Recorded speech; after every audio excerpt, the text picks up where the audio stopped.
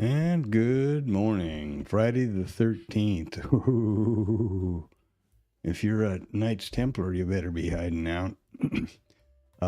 Friday the 13th, we just had the CPI report, and Monday is a holiday. So this is going to be another special day end to the special week. What a crazy time we're living in, huh? Welcome to Risk Neutral Trading. This is my virtual trading journal. The idea here is that everything I'm watching on my monitors is captured on the video, and my voiceover or this narration provides insight as to what I was thinking. The stream runs live and direct from 8 o'clock every trading day morning until 1500 in the afternoon. That is the full cash session. I do that because I have a commitment to take no trades on these accounts off of the stream for full transparency and accountability. Now, I'm not licensed to provide financial or trade advice, so that's not implied or intended, and there's a disclaimer in the description here. However, I do trade this account live with my own money through AMP Futures, and I am detailed and articulate about anticipating the trade, what setup I'm looking for, and how I do it, and everything that all the aspects of any trade is graphed. Bookmap has a very comprehensive way of doing that, graphing that trade, so there's no question about it. Not plus all the metrics are captured up above. All right, so there we go. Let's see, what else? The intraday margins are reinstated now back to normal. On 4 major reports, PPI, CPI, and Fed meetings, and non-farm payroll, the margins are set up to 25% at the open of the ETH session. So last night until this morning, about 10 minutes ago, the margin per contract was, instead of the usual $500, say on ES, it was $5,900. So you need to be real careful of that depending on your account size. And it starts from 1,700 last night. It's been reset now. Okay, let's get on to the numbers. I do stream 1440p on YouTube. So if it's not crystal clear, click the gear. Also, I'm not monetized in any way by YouTube. So this is, your likes and subs and contribution in the chat is really appreciated. All right, numbers. Let's see the numbers. Well, okay, let's look at those numbers. Here is the 2 news sources that I use, and I'm getting really irritated with it. I've used investing.com for a lot of years, and I like it for a number of reasons. It has a pretty clear, clean interface to screen snap. Now they've just redesigned it and made it portion that I used to use a lot is bigger for some reason. And there's ads all over the place, so it's free. Obviously, and I keep it that way to enable anybody that's comes by the stream to be able to use the same resources without having to pay for something. I can't do anything about having to pay for Bookmap or IRT because that's the fact. Excuse me. Now, investing.com you can filter both of these news sources any way you want, depending on whatever time zone or reports you're interested in. You can look at today, tomorrow, next week. And also, we have, there's a couple interesting things. First of all, if you don't know what CPI is, notice how the title turns into a link. You can click that and it'll give you the previous reports and explanation about the report, etc. Investing.com only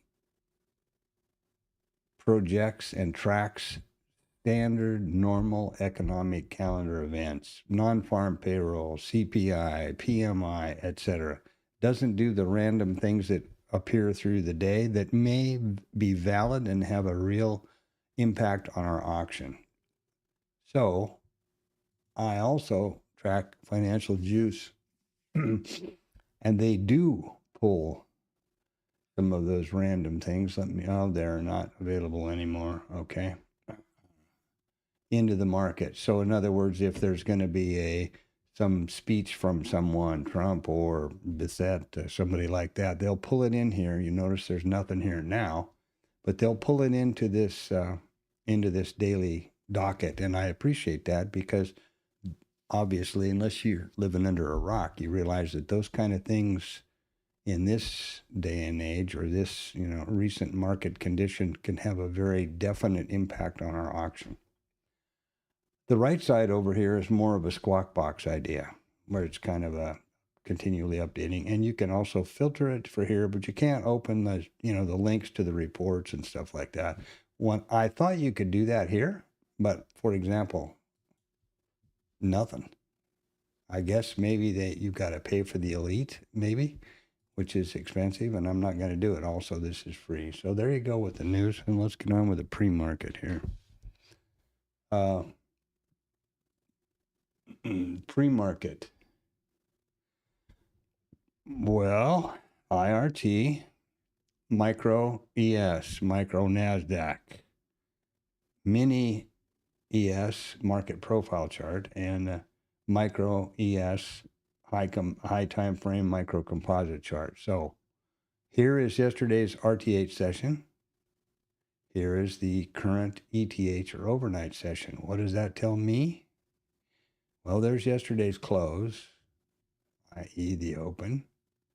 So we're about 100% short inventory all night. We were way down here, gap low, quite a ways gap low. And now they've recovered that. But I would expect, based on, there's yesterday, I don't know if we're going to have continued selling or whether I would, in a normal circumstance, I would expect responsive buying to take some profit from all this overnight short inventory.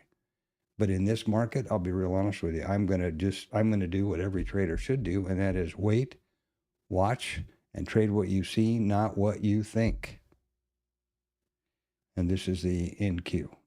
I also track the same setup here for the minis. So let's get back to the micro. Now, this is my high time frame chart. I call it micro composite. First, let me point out that on IRT, all of my charts in the header have the chart name, which is meaningless to anybody but me, the instrument, the chart type, the periodicity, and the session. Up here, same story, huh? So there should be no question. You can always look at one of those and see exactly what you're dealing with. I also try to keep all of the coloring the same between my IRT and Bookmap. In other words, the developing VPOC is this yellow on both. So there you go. To the micro composite. Don't spare the horses. Okay, this is I keep everything as simple and straightforward as I can based on price data, volume, probabilities. That's essentially what I'm looking at. Price data, price action, however you want to look at it. Now, this is the RTH session only, and these are daily candlesticks. Wherever they overlap, price overlaps, I draw a volume profile around them. And in so doing, it generates a micro composite VPOC, which I enter manually in Bookmap, highs and lows, etc. And then these high and low volume nodes, which are basically the high volume node of this most recent micro composite volume profile, high volume node, low volume node, etc. And those high and low volume nodes push automatically to Bookmap, as do the session prices. And as I said before, this is a market profile chart. What do we got for so we're way high volume for this time, and this looks back at 20 days, and that's to be expected. We just had CPI. And Monday's a holiday, don't forget. This is going to be a pretty goofy day. And this is our ATR. I think it's going to be goofy. And I'm expecting goofy. Put it that way. Okay. Bookmap. Well, I hope you're familiar with Bookmap, but if not, let's run from the left to the right, or right to the left, sorry. Dome, price ladder, order book, whatever you want to call it. Prices, resting liquidity, not transacted orders, resting liquidity, limit orders. There's, 256 at 51s and 256 at 41s. Isn't that cute? 36. Call me a liar. This is the micro composite column where I manually enter the, I was expecting that we may open gap low because we were down here when I was watching this morning, which was definitely gap low. Now, explanation from my version of a gap. Previous RTH low or high. Current RTH session open. So had we opened down here, we would have a gap low. And I just put this in as a precaution this morning so I wouldn't have to be stumbling around doing something else. Naked volume point of control, we may get down there and tap that one out. And these are the high and low volume nodes. Now, this is the market profile for the full session, which started plotting last night at 1700 and will continue through 1600 today. This is the RTH volume profile, which will reset this morning at 8:30. This is my statistics column, very important to me, and we'll go through that in a second. And these are the RTH session prices. I share these openly and freely with anybody that would like a link to have these pushed automatically to your system from 1700 on Sunday night continuously through 1600 on Friday. Just drop something in the chat and let me know. This is the heat map or the chart or whatever you want to call it. And there is the entire overnight session so far. This is Blue Boy. This is a real top secret indicator that's called a vertical line. And I plop one of those on the first print of each session.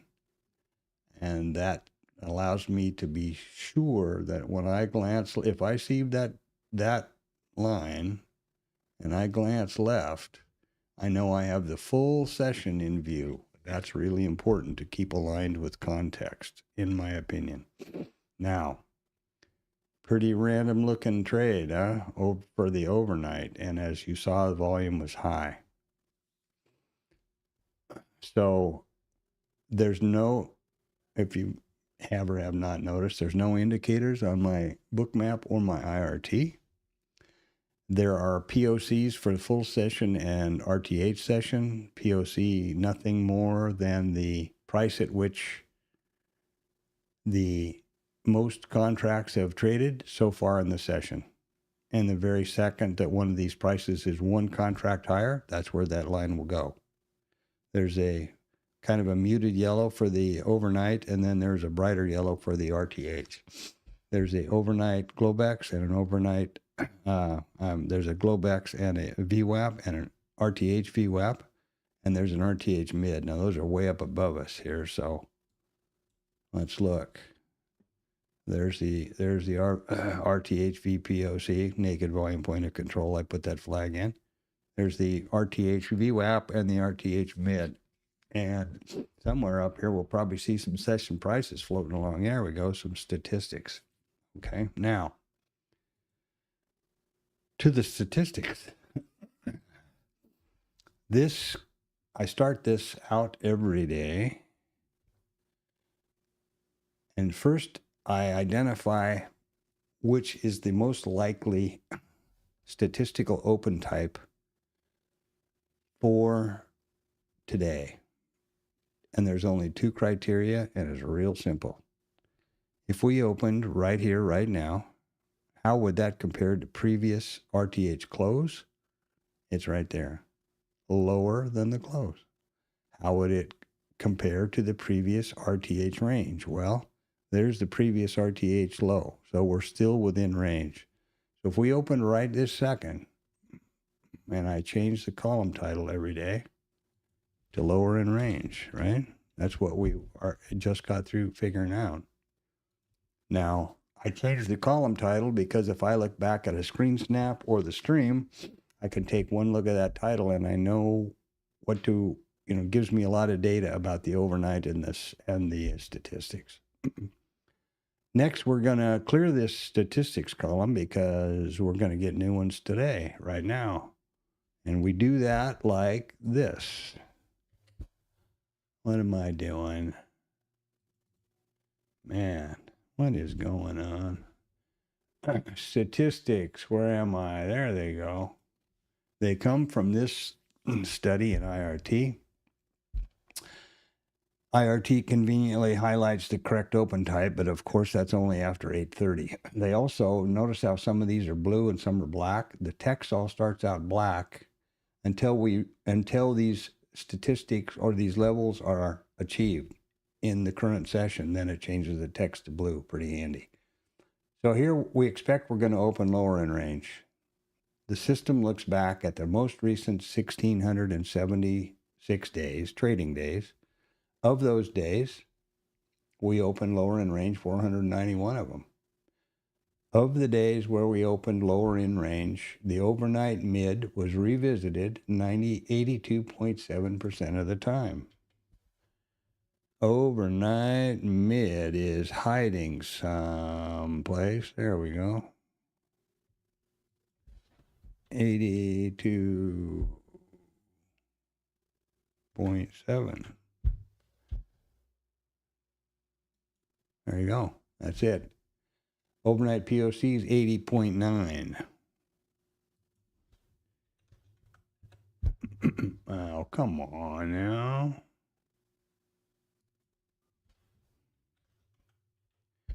Okay, and now I'm just going to go down the list.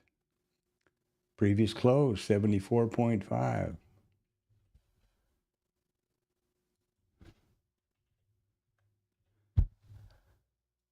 And I want to pick up one of the IBs. There we go, IB high, 70.1. Now this is going to be a real stretch. We're going to have to go zooming way up here to find the IB high. There's the IB low. Holy crap.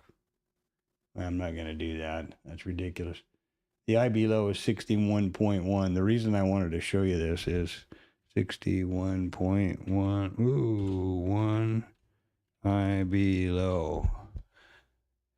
And why do I put that initial on that one and the high? Because the minute we open, by definition, this IB low is going to go traveling way down below the current opening price, and I will not know what was at this level. Same way with the IB high. Now, I'm not going to even worry about the other ones for now. Overnight low is 65.8. Much more relevant.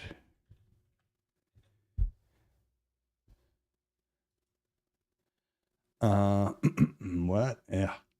Excuse me. What else do we have here? Previous low, 53.0.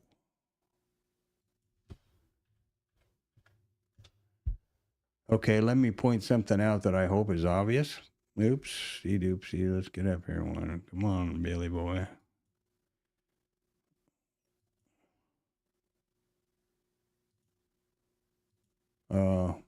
In order to get to 65.8, we're going to have to get through 53, right? Logically. Well, I want to reemphasize, these are not hard, fast lines in the sand. These are probabilities. Now, look what's happened. Because it's a live market, it's dynamic, right? The overnight POC is down here now. We're going to need to do that. Understand? I hope it's clear. And here's the settlement. So that's the way this is going to work. And I got this one off too. I can't do that very well. I'm just going to do that. Okay, that's the statistics as it stands so far. And the next order of business that I'm going to do is, first of all, turn on the damn stream, make sure the stream is streaming along. And yeah, looks like it's ticking down the hill and there's no drop frame, so that's pretty cool. The next thing I'm going to do then is a thing called my TLab snap for the day. And that is something I do every day at about 8:20. And I'll explain that in a minute.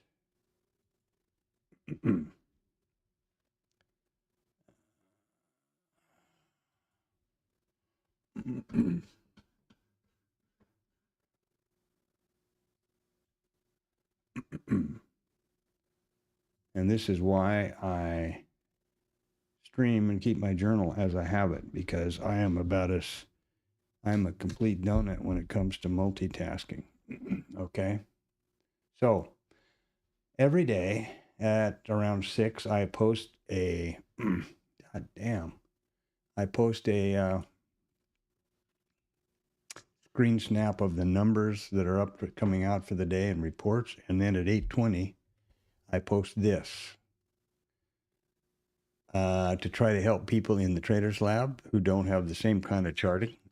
And the Traders Lab is a bookmap Discord chat room started by a guy named Tom B., who is a professional trader with 46 years experience, successful. And let me first say that I don't have any proof of that. But, you know, I've lived a long time and I believe that and I've been associated in and around the Traders Lab for quite a while, and I believe that it's the truth. I don't have any verified reports of his accounts or, you know, he doesn't trade live and he doesn't call trades, which would make, in my opinion, make it more transparent. That's why I'm focused on being as transparent as I can here in the stream. So there's no question in anybody's mind what's going on or what I'm doing. But the TLab is a good place. There's a lot of good people in there. You're never solicited for anything.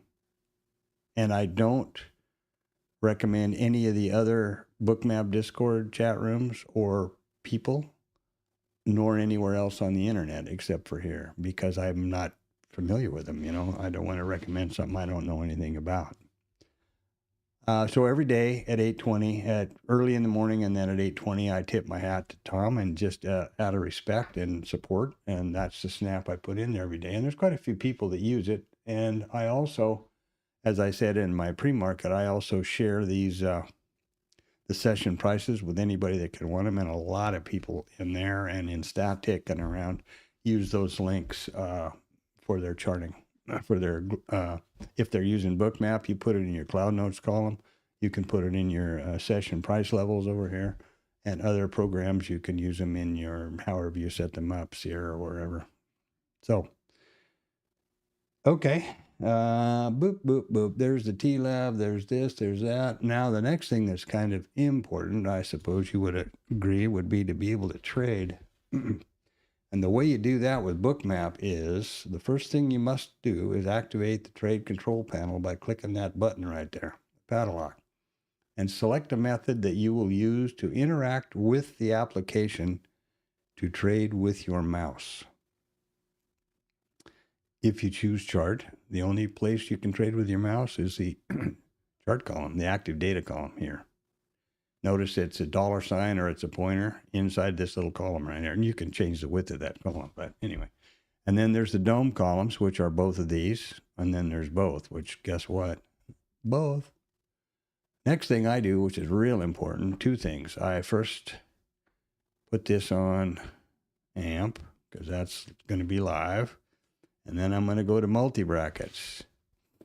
This is where my risk neutral methodology comes from, and where I input it or apply it into my trading, and bracket orders, which in this environment are tantamount to success, in my opinion. remember, this is my opinion. This is my journal. I'm narrating what I see, so I'm essentially talking to myself and sharing it openly with anybody. So this is the smallest risk neutral package you can trade, which is because it's got to be an even number of contracts. So there's 2. Then you decide a stop loss for the entire package. And this decision should have been made long before now in the morning. This should have been, in my opinion, first based on your account risk parameters. And then, what's the volatility of the market?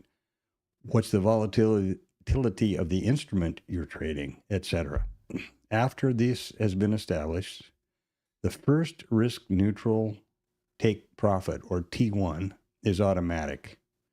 It's for half of the package, and it is for the same number of ticks positively as the stop is negative. And then there's a runner, or as many, however you set the thing up. The key important deal to risk neutral is the minute you achieve T1, the trade is risk neutral. The worst you can do is scratch unless you are a donut and you've moved your stop away from entry. So there you go. And I have been using the Execution Pro to scale automatically or trail automatically to entry after T1 is achieved, but I'm doing that manually for the moment. Going to try today. Get a trade. Didn't get any signals the last 2 days. So there you go. Now I've selected, I don't need any more of the trade control panel tools. I know that it's the right package. I have my metrics here, but I also have them reproduced across the top, which you can turn off or on. So I can re-click the button. It stays green. It's active. I get cancel and close. And now we're ready for the market to open and trade. There you go. Be right back.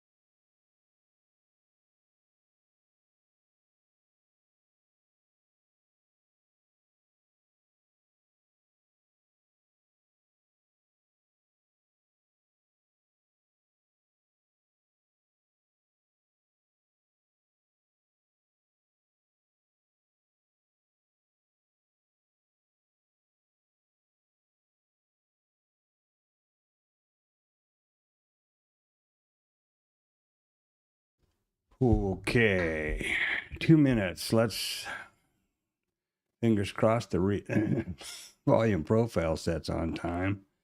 I've been screwing with that for a while now. I don't know what it is, but it is something. I've got the my opening range test system loaded and pushed to the chart, where it's gonna trade the opening range trade as we open, if there's one involved. And the way I set up the parameters are that the range, it's a 1 minute opening range period. The maximum opening range limit is 12 points, so this can't be wider than 12. Then we're going to have a 5 tick, above the opening range high for the or low for the entry, and a stop is the same 5 ticks. This is just the beginning of how I test out and do the statistics for a system. And I wanted to test this opening range because I hear a lot of YouTube people blabbering about it all the time. So I wanted to do that, and I'll talk about that a little bit later once we open here. We're going to open in 30 seconds, so I'm getting back to business here. Now, let me also say that opening range trade and everything I do over there with those systems will be contained within the IRT simulated environment. That's using the current IRT rhythmic data from AMP. arithmetic data from AMP live, just as Bookmap will be trading, but there's 8:30 and it didn't reset. So there we go. Okay, that's pretty close. I got it pretty good. I got it within 8 seconds. That's a hell of a move. I've been struggling with that. If you've been around the stream for a while, you know how that has been a plague. And then I'm going to put Blue Boy Jr. on the job here.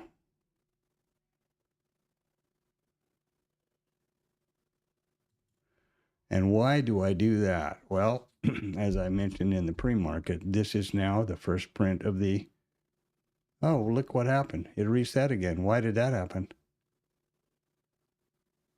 God damn, that's twice now that's done that.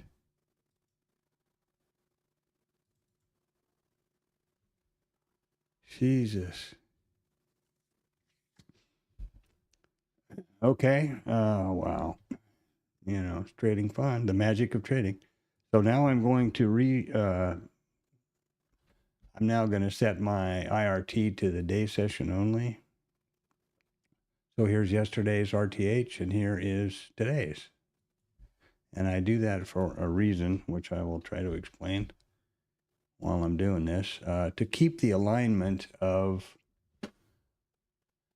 the various session price statistics developing value area high and low and the previous high and low, for example. And I do that just, so that the folks who use these levels they see what they're expecting. They don't get confused, wonder what's going on. Okay, looks like we're doing pretty well as far as lags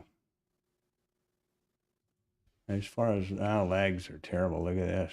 Okay, what I'm going to do now then is try to clean up some of the lag stuff, and I will do that by getting rid of a couple of charts here. And I have got a issue with that I may need to, I'm just doing some experimenting, actually.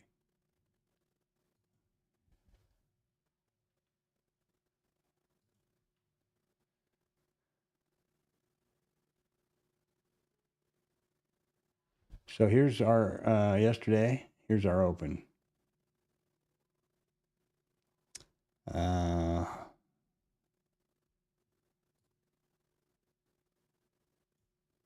on, you sucker. Okay, then do this and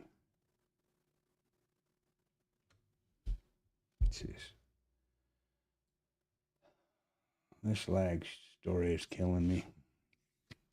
Well, there's our opening something or another. So we're in this 30 seconds. Have we gotten a opening range out yet?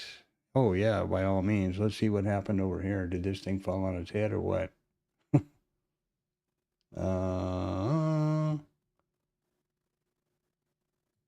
Let's get to automatic. That took a trade long. So there we go. You see this? It took the trade long. There's the criteria was met. We have it broke. It's real simple. This is the opening range. If we go out the top, it goes long. And then sets the stop just below down here. And I can actually show you that.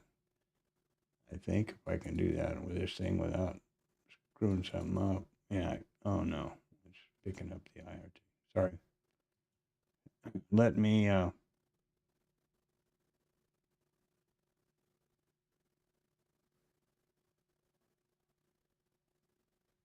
Well, okay, god damn it. Sorry, gosh darn it.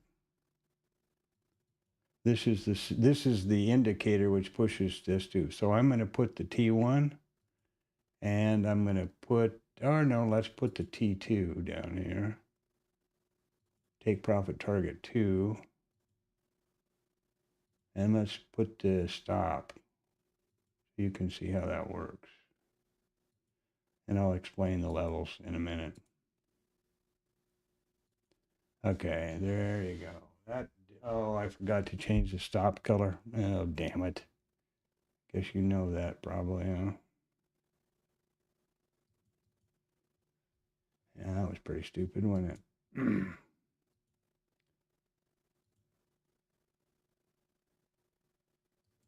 Okay, there you go. So there's the stop. It just puts the stop on the other side of the trade. And if this is T2, now we've already taken T1, or have we taken T1? We get a stop down here, it's going to be minus 24. Or if we get a run through the top, I would definitely have imagined that we were going to take a run out the bottom myself. But, you know, you trade what you see. This is the computer doing this all by his little self. I would suppose it's going to stop, but you never know. There you go.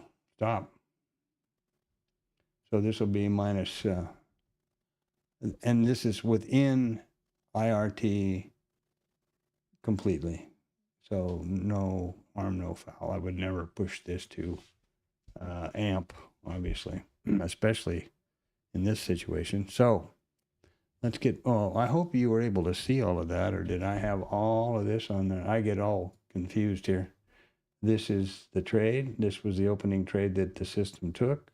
There's the stop. Who knows what will happen now? Who cares? It's over with.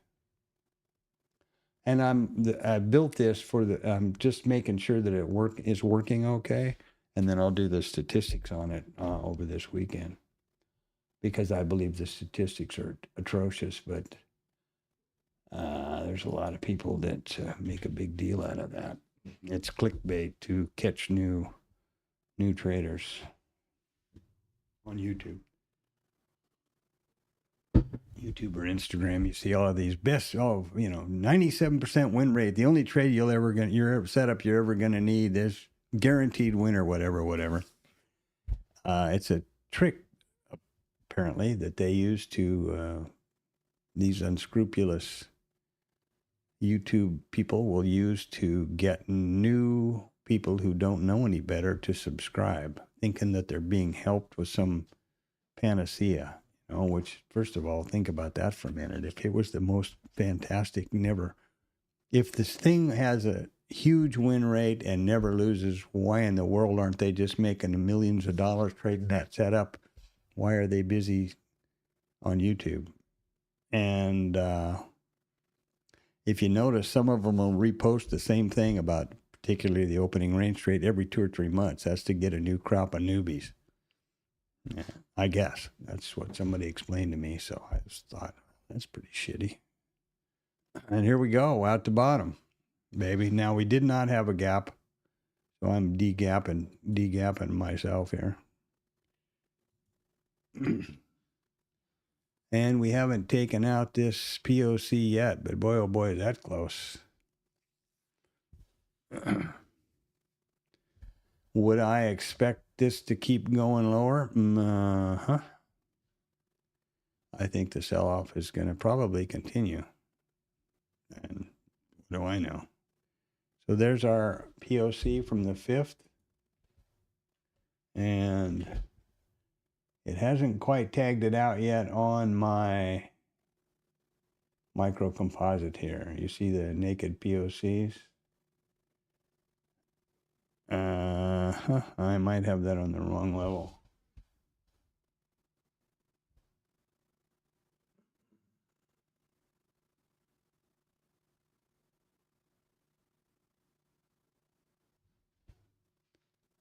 Notice if you're looking on IRT, the info boxes here, they'll tell you the date and all the scoop about wherever my mouse is, whichever candle that is.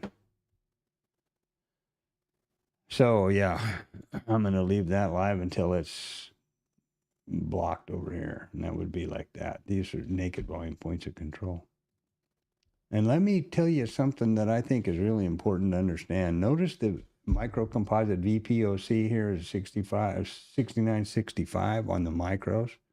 You look at the minis, might have changed.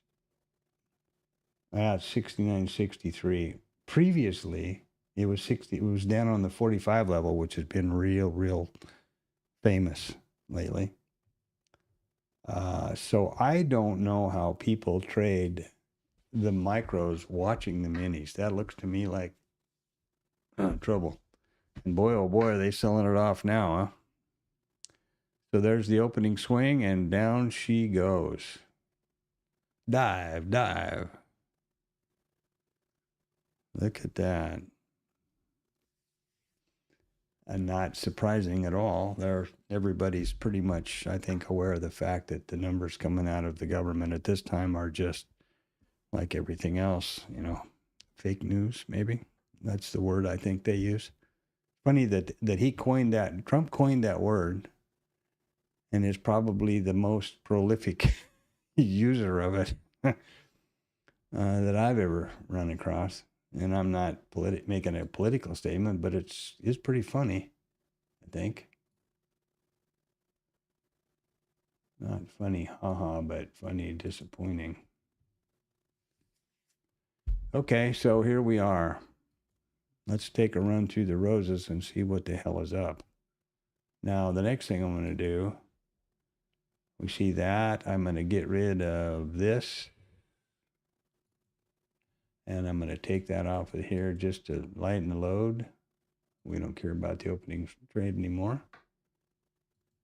That was just fun to watch. And I'll run the back test for you at 1400 today, like I do for everything. And we will be able to see exactly whether that's a viable thing to try to do or not.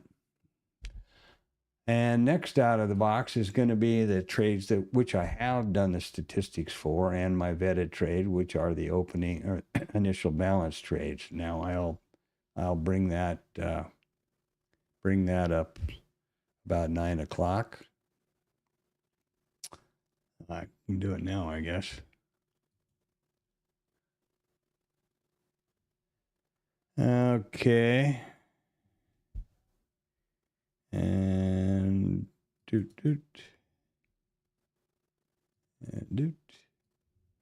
now this is the initial balance trade. These are the rules that validate that I've back tested extensively. This is what I was talking about here. I haven't even put these notes on the opening range trade thing, but this system is watching the live rhythmic data for today, which is way down here, and is evaluating each one of these rules every 1 minute. When they this is Boolean, when they go positive, then it'll do whatever that is. I'm not confident enough in my own ability to code this up past the backtest stage, which I am very confident about, but to move from backtest to live trading, there's a bunch of stuff you need to do where you're because think about it, you send an order to the broker, you have to wait for confirmation the order's been filled. It's not automatic like a backtest, right? So this, at the moment, this system is trading off this chart. It will be, and it's in the simulated IRT environment because I don't want to lose money on account of, I think I'm a hotshot code guy. I do pretty well losing money by myself. The way I forward test this is, hey, Antonio, Richard, whoa, to the bang, fofos, fo fi, fo fee, fo fum, whatever you say. Well, it's CPI Friday, the 13th, and Monday is a holiday. So, yeah. And, somebody realized that maybe the economy isn't that great. And that these results that are coming out may be revised differently. I hope everything's good in your all side of the pond. It's a 19C over here, and things continue to be jaw-dropping for me. Now we're gonna go back, and everybody's gonna start using coal. guess next is going to be asbestos and then lead paint. I don't know. It's the weirdest thing I ever saw in my life. Pretty crazy. Pretty crazy stuff. Yeah. So that opening range trade is panning out kind of like I thought it would, which is not anything that anybody ought to hang their hat on. We have now a pretty wide 60. Well, we got a 50 handle IB so far. Yesterday, I'm assuming you guys have looked at yesterday.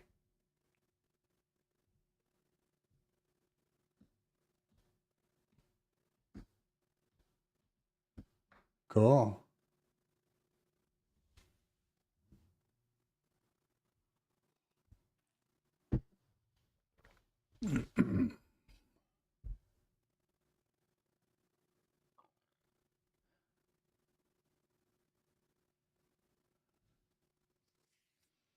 They're running it all over the place now, aren't they? Look at them go. For whatever reason. I don't know if there's been any, who's Pam, Richard? I'm sorry, it's not, penny's not dropping over here. Or whatever, or none of my business. That's another good way to look at it. Let's see what's going on here in the,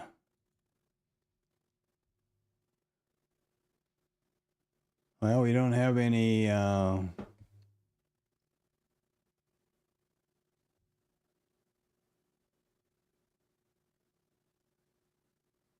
any random risk on the the only Pam that's popped into my mind is Bondi, and I don't know that she's got anything to do with it. She's got plenty to do with a lot of stuff, but over here. Yeah, I don't see any random risk in here yet, so I'm sure there will be some. Nary a day goes by anymore that they don't have that issue. And we're going to get to the top of that hour. I'm going to reset IRT at the top of the hour. I've noticed that seems to have a big, see all these lags going on everywhere? Lately, I've noticed that if I kill that and just restart it right away, the lags are gone. So I can do it fairly quick. I don't think there's even a notice about, or I don't think it even really interrupts the session levels.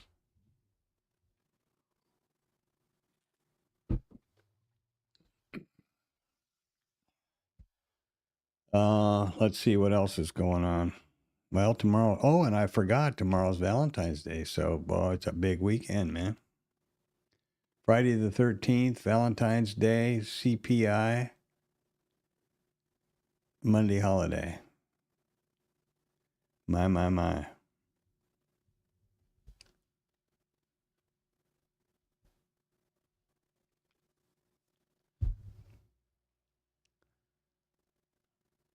I right? 59.10, yeah. 50 handle range on the IB. Son of a gun. Let's look at this quickly, huh? I bet the volume's off the map. 124. It was $1.51 at the CPI. It's $1.21, but look at there, 10 handles on the ATR. That's 10 points, 10.5 point swing, average true range on a 1 minute bar. That ought to say something to somebody. It certainly does me. No clicky on the trading side of life over here, that's for sure. I've added a couple of filters actually into the initial balance setup, trying to get that thing lined up better to do with this market, one of which is the ATR and a kind of a context filter. So if that ATR is bigger than I have the limit set, then it won't take any trades. The next one I'm going to work on this weekend is if we imagine that there was a signal up here someplace, but we didn't get the trigger, like it didn't come back up to the trigger, which happened yesterday actually. And then it goes vaulting off some ridiculous amount of distance. I'm going to put a reset distance. So if price gets too far away from the last signal or the trigger, it resets the flags and doesn't re-enter after some craziness, because that's happened a few times. I don't know, just flailing over here trying to get things lined out. Trying to get her lined out.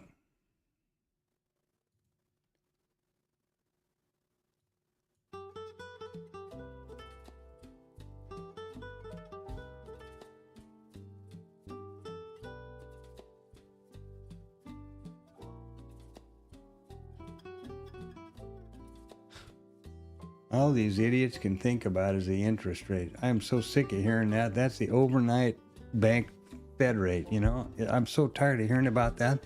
The economy's falling on its ass. People are losing their jobs. People can't afford to buy stuff. And all these morons are talking about it's the Fed rate. Jesus. I think it's just another classic example of misdirection myself, which seems to be the operational tactic of the day anymore over here.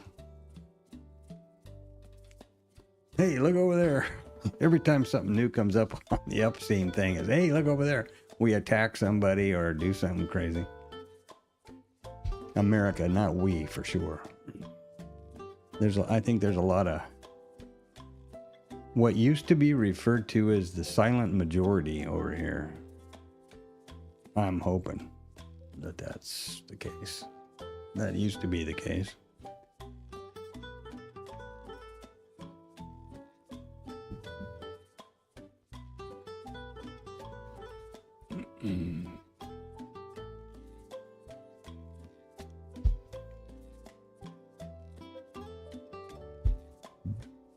Really a heightened environment to trade what you see, not what you think. And one step further, as far as I'm concerned, only take vetted setups, which you have identified, done the work for, and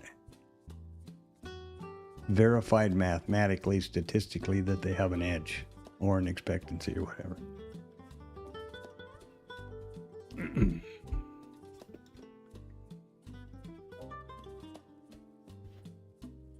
And there's, you know, people making a lot of money that don't do that. So that's important to say here. I think that, first of all, I forgot that. God, losing my brain here. This stream has got nothing to do with my way or the highway. Don't, you know, intend or imply that this is what you should do or how you should do it or the only way. However you trade, which produces consistent profitability, is absolutely the right thing to do. And please share with me. Share it in the chat with all of us, you know. This is what I'm doing now, and I'm openly sharing it so that maybe we can all learn something, develop somewhere. I think we all have the same goal, you know. I think anybody in earshot here would be really happy with consistent profitability to maintain your life and your family and whatever else. That's my goal. So I'm assuming that that's the same way for anybody listening, unless you're some sort of I don't know what, masochistic troll or something like that. I don't know. Okay, what have I forgotten to do here? The opening ministry.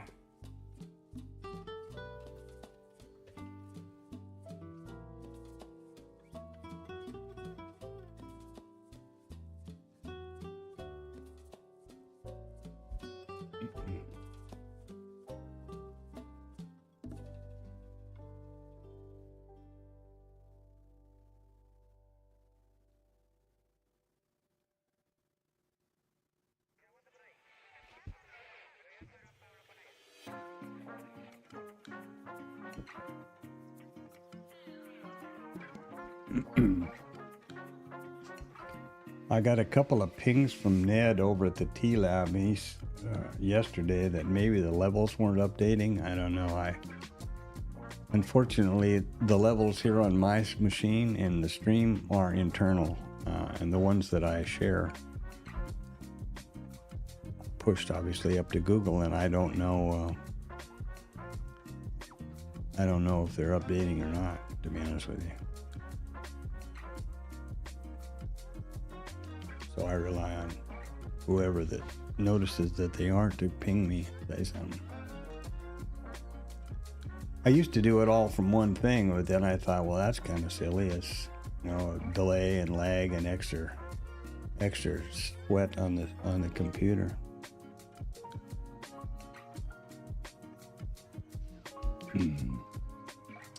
Never did get a stat for the overnight high here. I think I'm full of crap. I think that the overnight high was 74.5. Let's just have a look.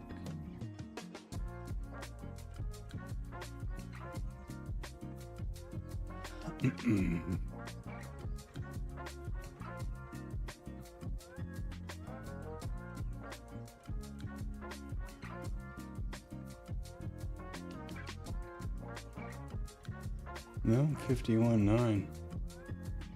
What did we open? Wait a minute here.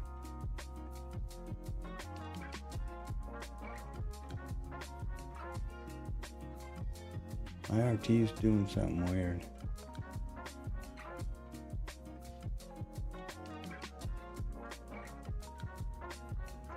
Yeah, okay. There's some trick that I don't know if you guys use IRT or not, and I never bothered to share this, but I've reset these things not to update real quick to try to slow things down. See this little circly guy down here? If you shift click that, it'll automatically recalculate whatever page you're doing that to. And I wanted to be sure what I had going on over here. Overnight high is 51.8. So what the hell was 74.5? Oh, previous close. Okay. Yeah. All right. That's correct. I realize this looks pretty silly, but remember this is a permanent record for me to review and revisit, re-listen to, whatever you want to say. So I want to make sure that values which are not going to change, like the overnight high,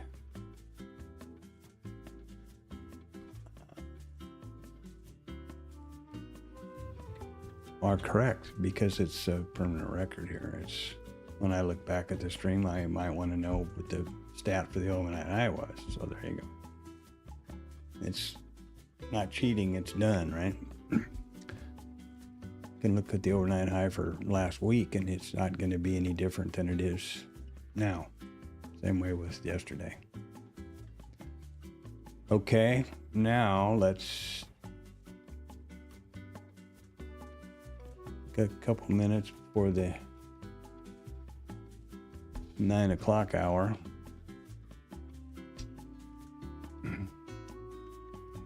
What else is happening here?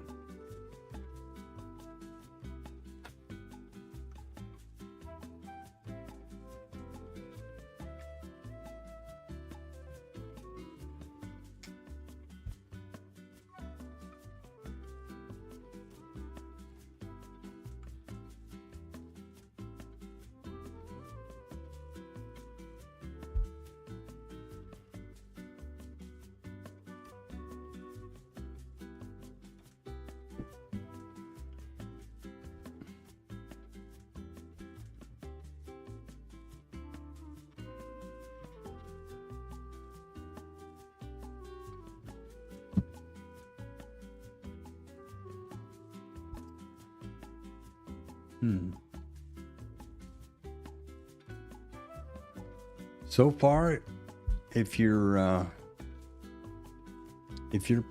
proficient at a mean reversion trade, which is just simply outside in, that's been pretty spectacular, especially from the bottom up, because obviously the mean is by definition the POC. So why that hasn't shifted up here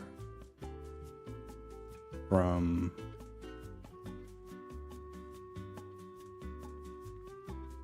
well, I typically lean on IRT to be correct, and you'll see that there's the developing POC, and the red line here is the POC. That's why the flag's over where it is. And this one, I don't know.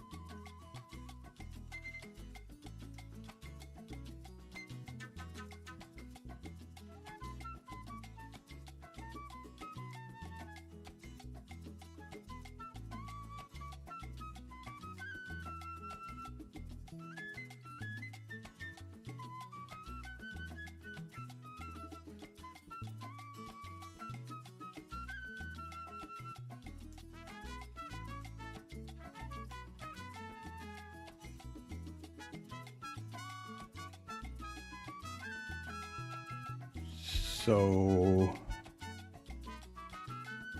here's the way it works. I'm sure the discrepancy here is based on the reset of the volume profile. Remember, the definition of the POC is price at which the most contracts have traded so far in the session, and it's calculated from this column. Well, there's 3,405. Here's 3,226, or thereabout, 3,026, right? So if there's, depending on when this thing reset, and I've been having trouble with the bookmap reset, that might be the issue. And what I'm going to do now in bookmap is what I said. I'm going to kill bookmap, restart it, download the data, and there we go. I'm going to start doing that every morning at 9 o'clock. So there's that. And I hope nobody has a stroke.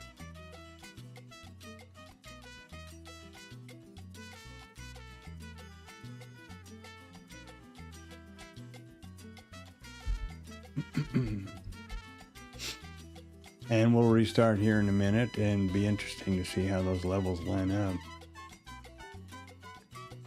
I don't want to mess with the volume profile here on IRT bookmap, because that can get pear-shaped real quick. It's so freaking disappointing. I can't even begin to express that, and I know regulars here are tired of me hearing me bitch about it, I'm sure. You bet RAM a minute to undo itself, however that long that.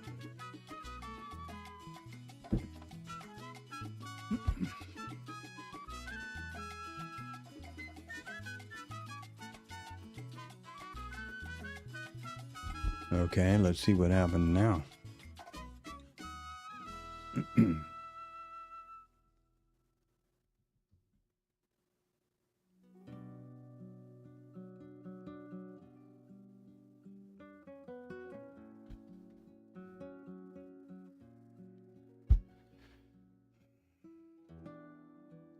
As long as looking at the volume profile here, there's the IB high, there's the high of the volume profile, there's the IB low, and remember that these flags are from IRT, not bookmap. This volume profile is from bookmap, so yeah.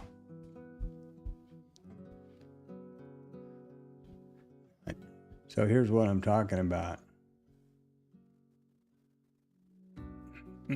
And all I did, and it's still downloading, so I'm gonna keep hanging with this idea every day, I guess. I wish I'd have figured that out earlier, and it just sucks, but I don't know what else to do. IRT is single thread. And I Googled about that and asked them how to turn on multi-threading, wherever the idea is to split it out and run 2 instances at the same time. So you have one instance that would have, say, I don't know, I haven't even thought about it, how to do that. The stuff that I share, the session levels or something, and the other one that I'm trading off of seems really confusing. And I confuse easy, so there you go.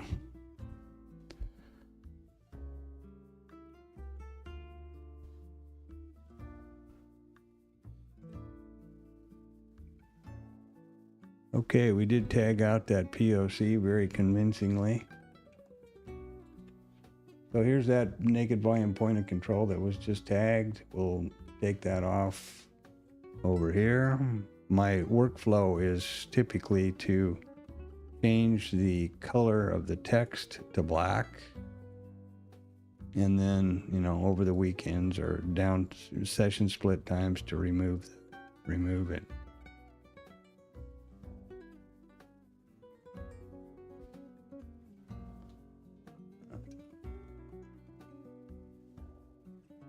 Okay. Going on over here. Oh, still thinking about things. Oh, okay.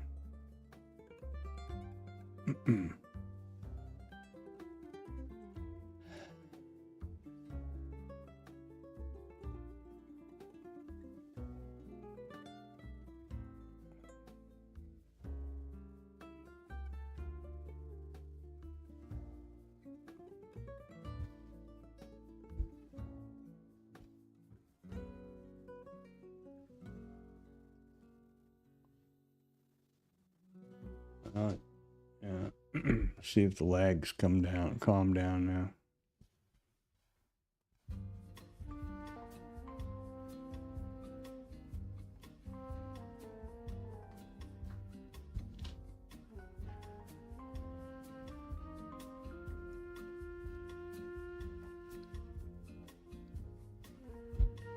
That's a bummer. Okay, well, nothing here for me to do. It's 9 o'clock, 9:07, so the trades that I'll be watching for are the initial balance. And boy, oh boy, I don't know which way I would say that I would prefer at this point. Looks like we've got the flags in the right spot, and this and that, and the POCs are lining up okay. Look at that goofy looking spike right there. Bam, that's what got that POC there.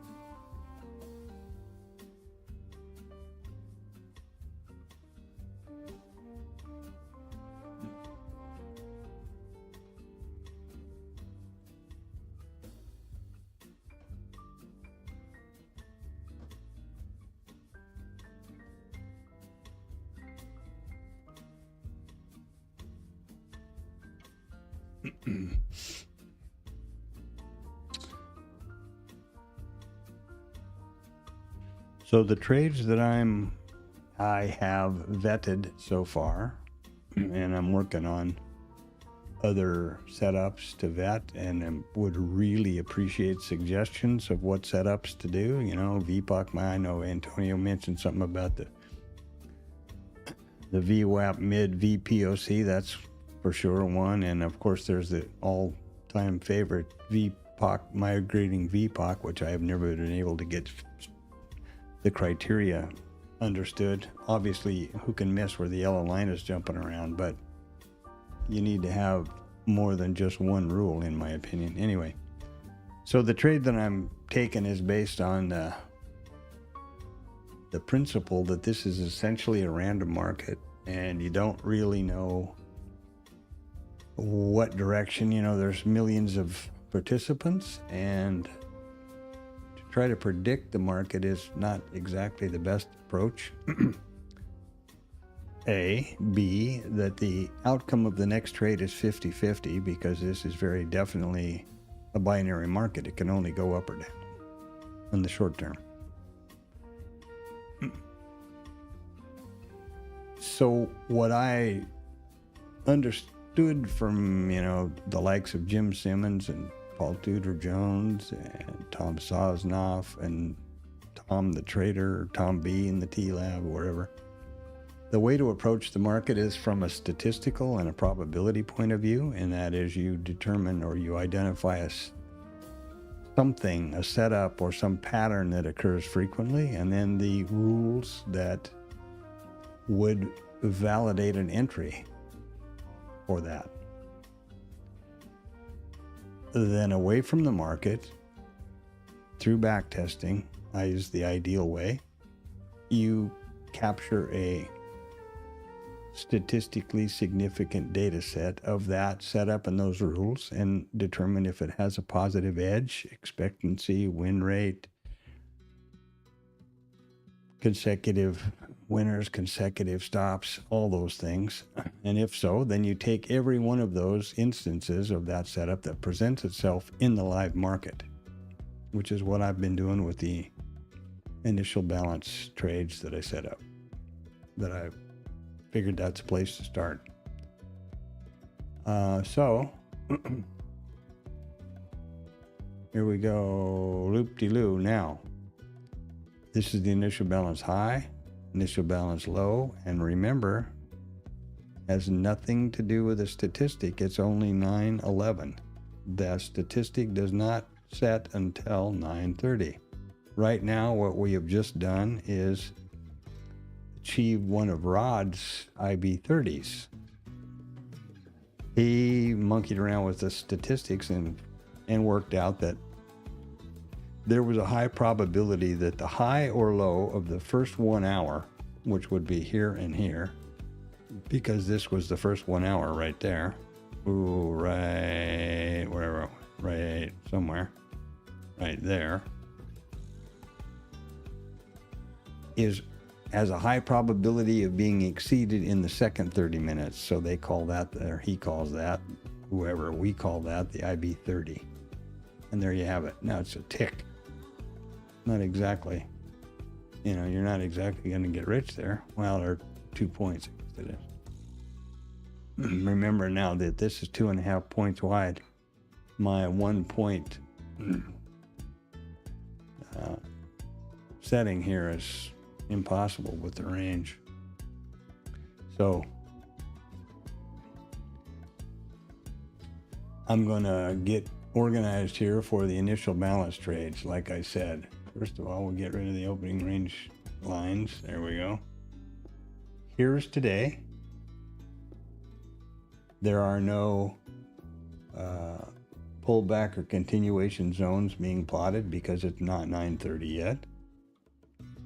This is the system. These are the rules that I've, cooked up to and believe pretty valid for the initial balance trades. And there are two of them, right? There's the initial balance continuation trade, which would mean come up here, take it, and keep going, or the pullback, which is come up here, can't get anywhere, and revert to the mean. So there's the IBC continuation, the IBF failure. I started with these because it made sense to me to have two valid, vetted trades, one for the IB high, or two for the IB high and two for the IB low, which are kind of applied to different sessions, right? So the IB failure is pretty applicable to a mean reversion or a balanced rotational kind of a day, and the IB continuation is more applicable to a directional day. That was my thinking anyway. So what I'm going to do now is I'm going to send this to the chart. First, let's look at the main and make sure the settings are right.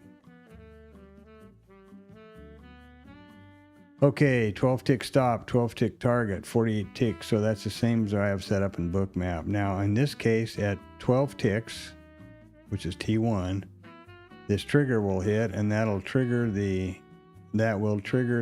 stop to break even or entry. I'm not doing it automatically with Execution Pro on Bookmap because I want to give that a thought. these TR stop, TR1, TR2, this is all stuff that you have to change the nomenclature and the various components of the rules to the with a preference of TR. That means trading, so that's what that's about down there. Whatever, everything else looks about okay. So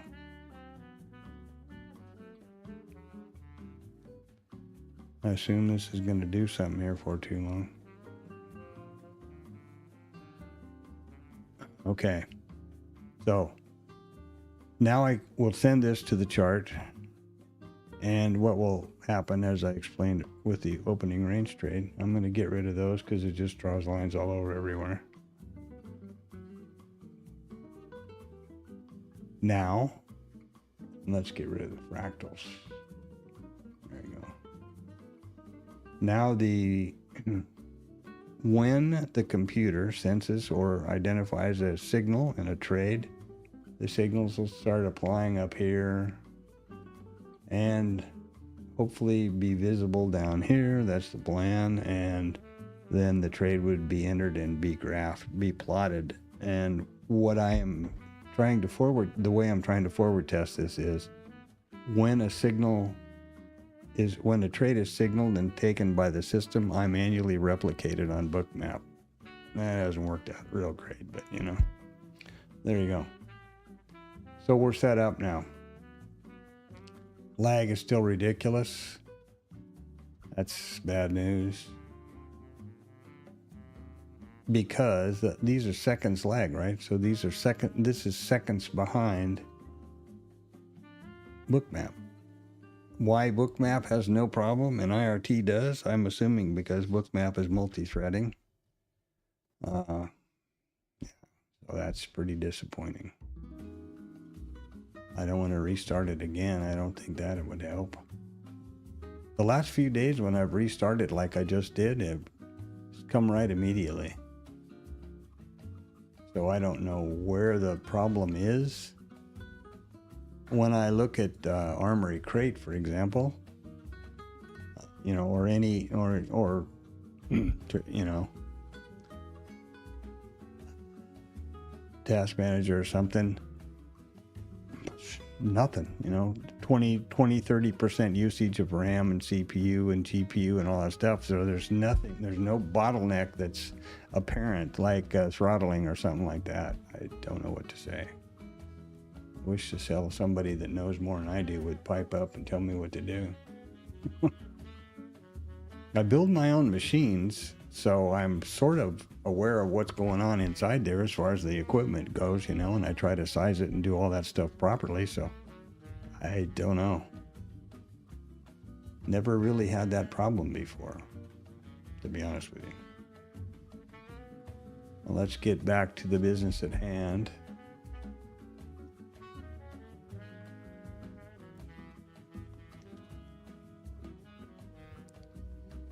And we've got 10 minutes going into the bottom of the hour here.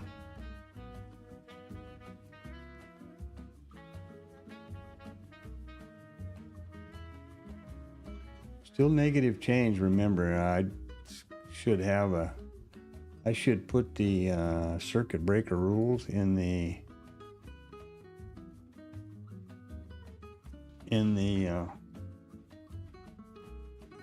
description. This is real important to know. We're not close to them now, but ooh, look at there. My.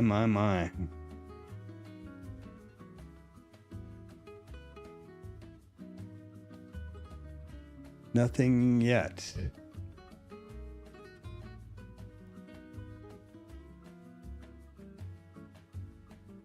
Crypto. I have no sympathy for that. I think that there's a scourge of the earth. But then, you know, me, right?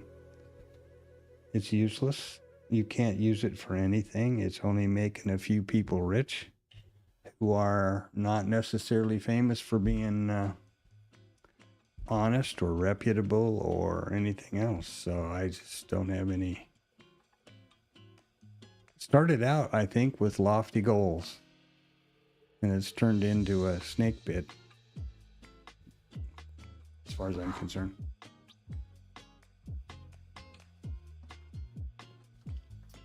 Hey, Ron, do I wish that I had, bought 1,000 Bitcoins when it was $1?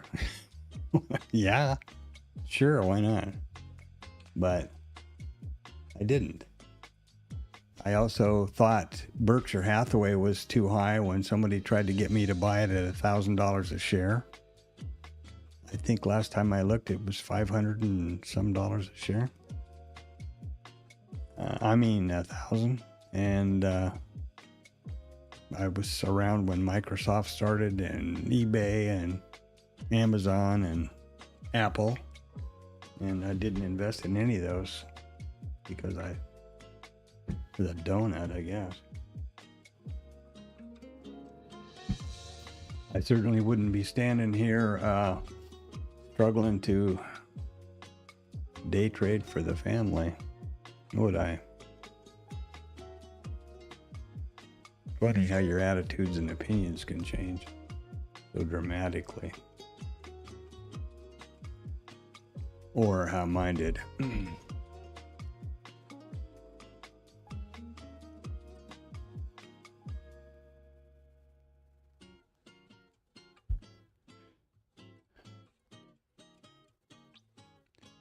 Fortunately, I think I've instilled a don't do as I did, thing in my kids. So hopefully that's taken root. Example of what not to do, kind of a thing.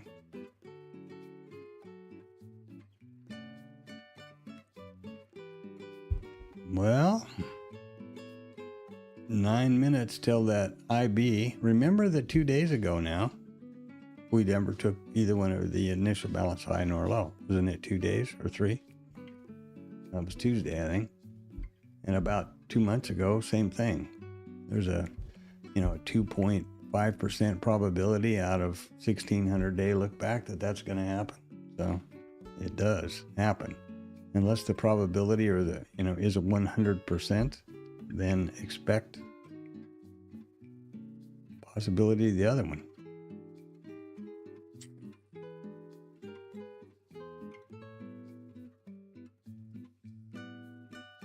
Ron, it's Friday the 13th. Tomorrow's Valentine's Day and Monday's a holiday, so, keep all of that stuff in mind. And today was CPI.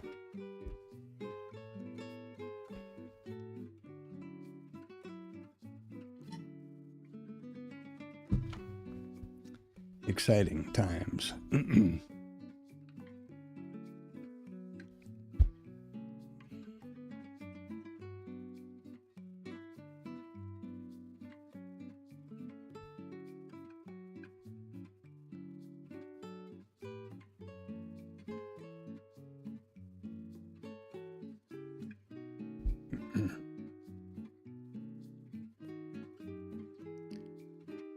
Well, that ought to tell you everything you want to know right there. There's a 50 handle IB, and we are smack dab just all over it. So this is going to be one of the largest batches of retail soup they've cooked up in a long time. They are just, all those boys and girls who can't restrain from clicking that mouse are getting hammered. Just chopped up. Just what happens.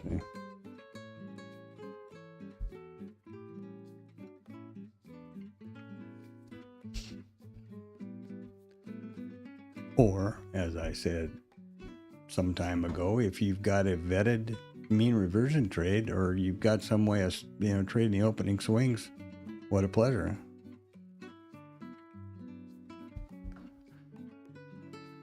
But I do not.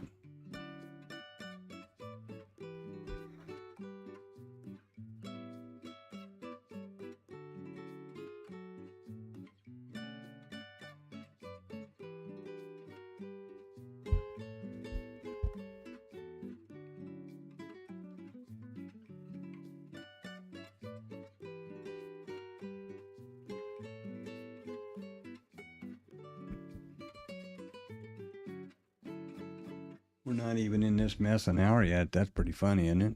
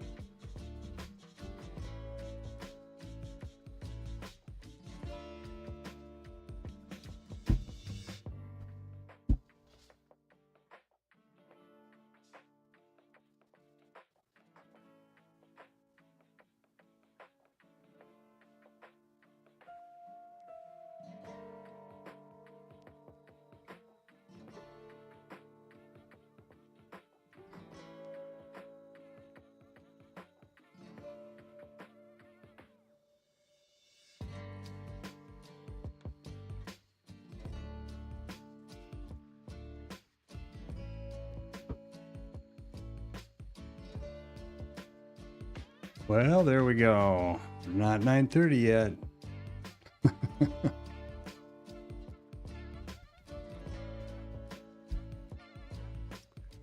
So that is not an initial balance statistic.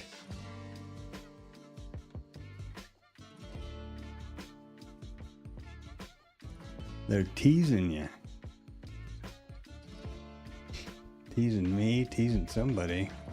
When 9:30 happens, the pullback and continuation zones will materialize over here on Bookmap from IRT. And we got 30 seconds. So what's going to happen now? This will be the IB high. Get up here, get up there.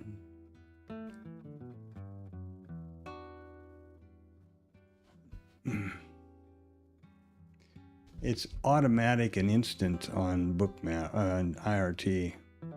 And I push these levels every 30 seconds, but there's refresh periods with Bookmap.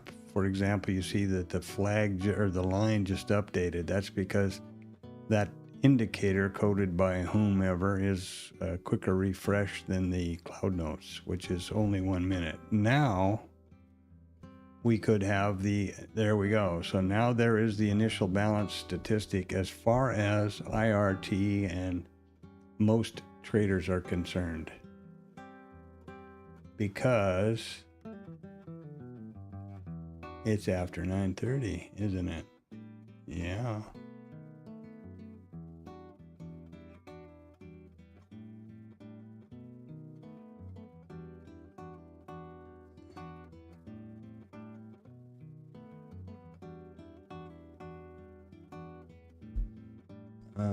Something seems to be pretty out of whack over here.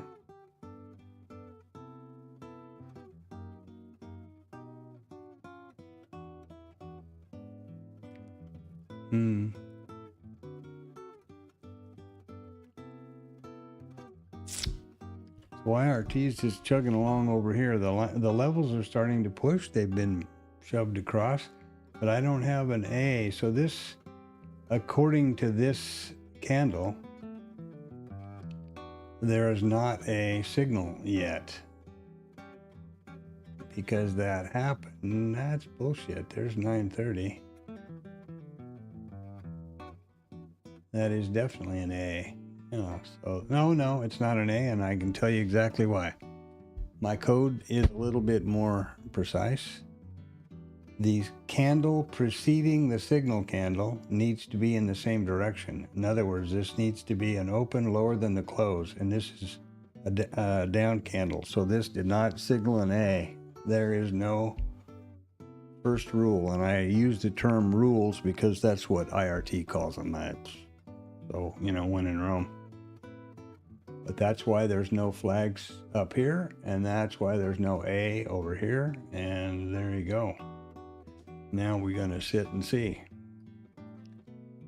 And is that too granular? Maybe. But this is not the time. I never change my procedure or my plan during the live market, and the only way to maintain any credibility with a system is to be very systematic about it. In other words, if I want to know if that particular rule is no good or needs to be changed, I backtest the system as it is now. I change that specific rule and run the backtest again. If it's positive, if it's an improvement, okay, think about it and then move from there. Now, again, got this one and that one and this one and that one, so we don't have an A signal. And that's why nothing's going on up here. Well, here's actually the IB down here. Never mind. Never mind. Looking at the wrong thing. There we go. And I restarted this thing in the middle there just before 9:30 at about 9:20, and notice no lags again. So something's up there, but at least that's good. So technically, I have no trade, and technically, I have not taken one, and I'm not going to.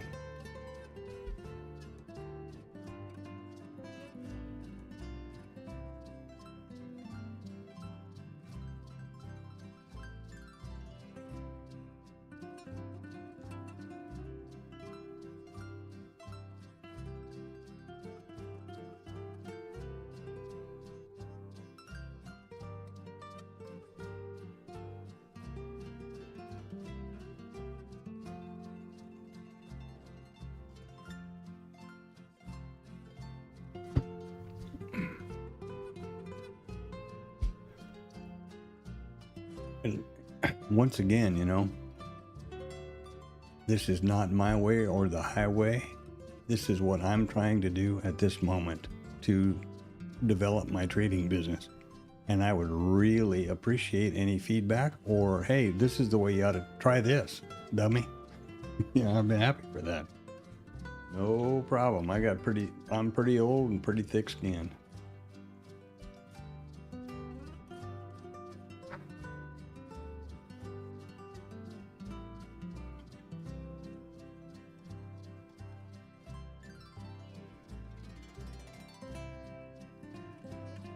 Some things that I do not do are chase, FOMO, move my stop away from entry.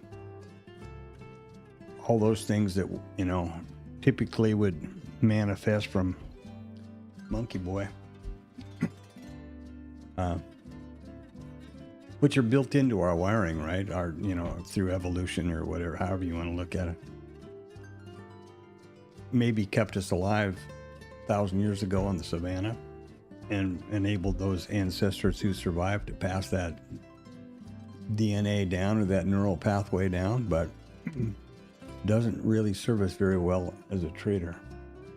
Risk aversion and all those things. Now, because I think it's all cooked into us in our DNA and our wiring, I believe that you're never going to eliminate those feelings or those conditions or those predisposed reactions. So what I try to do is be continually vigilant and aware of myself. You know, am I feeling, was that FOMO? Is that adrenaline rush going through there? Is that dopamine? Am I feeling the, you know, revenge trade, chase trade, all that kind of stuff? And just, you know, push the mouse away if nothing else. Step back. I do not act on those things. And I never would move the stop away. And somebody was talking to me about that yesterday in Static, actually. Jorgensen. Well, he puts a bracket on, and then he'll move his stop if it's, for example, his stop, he put on a bracket, just purely hypothetical, put on a trade here, and his stop would be right here. Well, he would say, no, that's not right. It needs to be above the, you know, above the point where the trade would definitely fail. And that's perfectly fine if that's the way you approach trading and you have no problem doing that. In my world, that would completely tip over the risk management and the risk to reward stuff that I've worked on, you know, the methodology that I've worked on. So I'm open to any of those kind of things that make money, right? But I need to figure it out before, not now, during the live market. And I got to say, from my years of experience, it's kind of like diddling in the middle. I would take me a long time before I could get my head around thinking that was a good idea or moving my stop. My typical answer to, if you need to move your stop over a specific point that's a failure, your entry's wrong. That should be part of what you think about. If I enter here, where's my stop going to go? I think. So, all monkey mind stuff.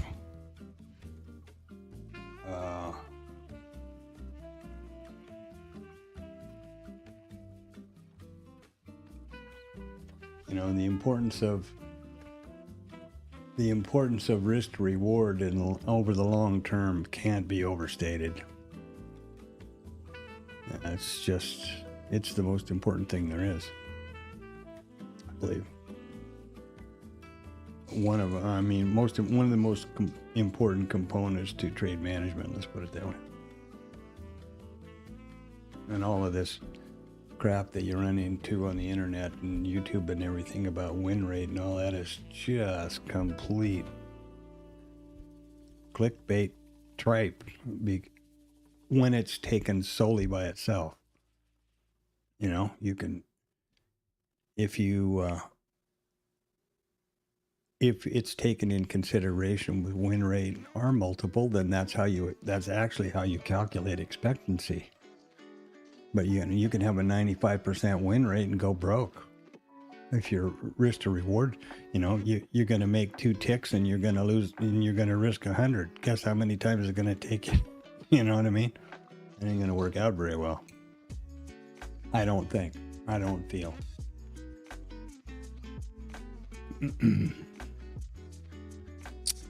So now I have no signals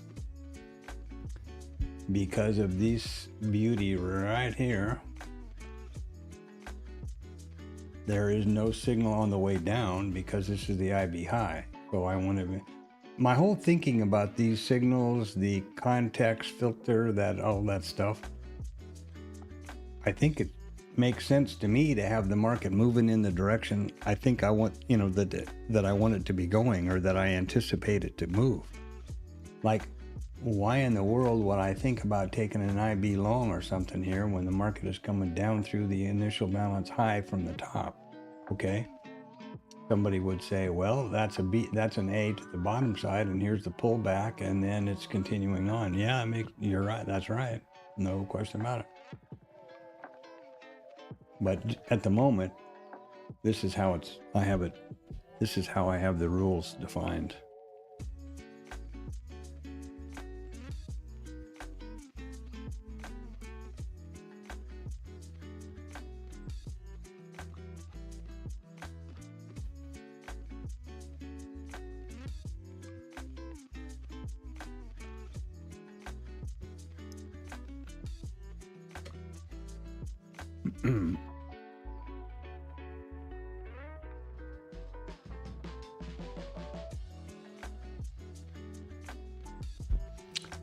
And as usual, if anybody's using IRT or would like a copy or a chart definition of any of this stuff, I'm happy to share. Just like the session prices, I'm happy to share that. No problem. What have I got to hide?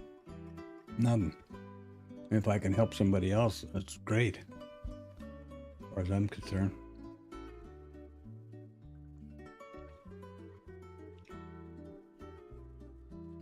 Here's a graphic representation of that opening range trade. So there's the opening range. There's the first candle out of the range and along. It took it. Guess what happened here? Stop-a-rooney.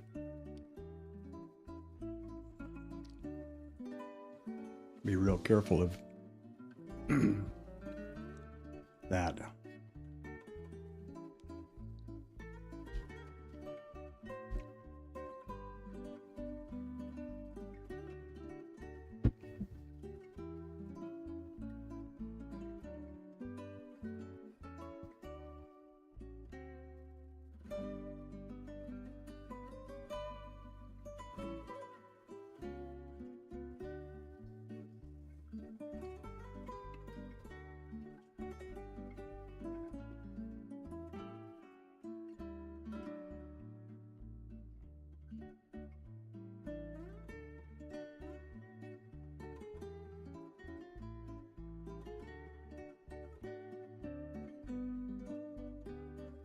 So if you had to really squint at the context, what would you say is going on?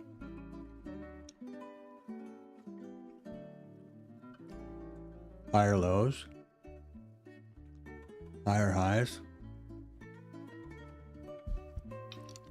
IB high has been taken out. IB low is way below us.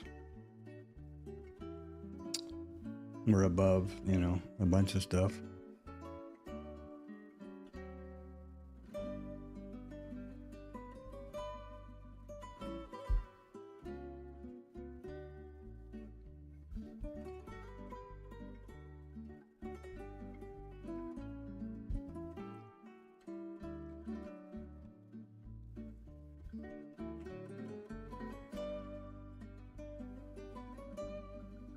I'd love to get a trade out this week. It's a nice banger. Yesterday was one of those days when, for me, it's really hard to be disciplined when it's just that sell-off is so obvious. It's like, well, just throw one on, you know. But since it's not part of my plan and part of what I do or what I'm trying to reinforce here, I did not. But boy, oh boy, that's a toughie for me. I don't have any problem typically chasing or FOMO or that kind of thing, but in a big trend sell-off like that, an atypical kind of a day, that gets into my monkey boy. I had to put him out in the backyard. Neighborhood cat showed him who's boss.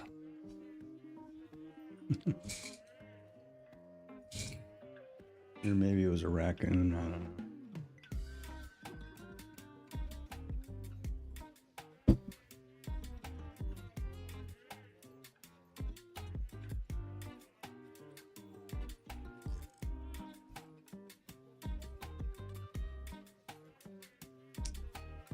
Well, we're still just about exactly rotational, aren't we? We've got some excess to the bottom and excess to the top.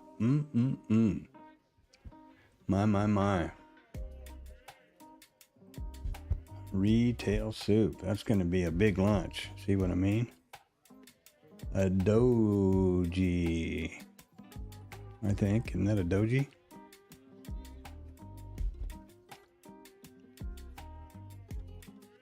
Steve Nissen, Japanese Candlesticks book. Boy, I bought that thing a long time ago, thinking it was the panacea. That was before YouTube. That was before clickbait on YouTube. It's not a new idea, just rebranded.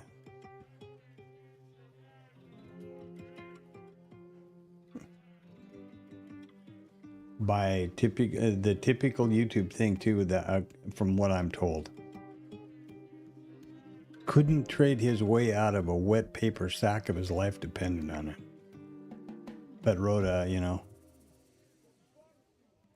definitive word on trading book, just like the YouTube people that are busy trying to tell you that's the way to do it and sign up for this and get behind my paywall that and never trade live or show you their trades. I'm doing the best I can here for all the world to see. I'm sure not. Hopefully, ever understood. I'm not trying to fake it. Fake it till you make it, right? I'm not trying to lip sync like Kid Rock. Oh my God, I guess that whole thing was a real disaster. I don't know. I didn't watch any of it. But according to the news, it was quite a disaster.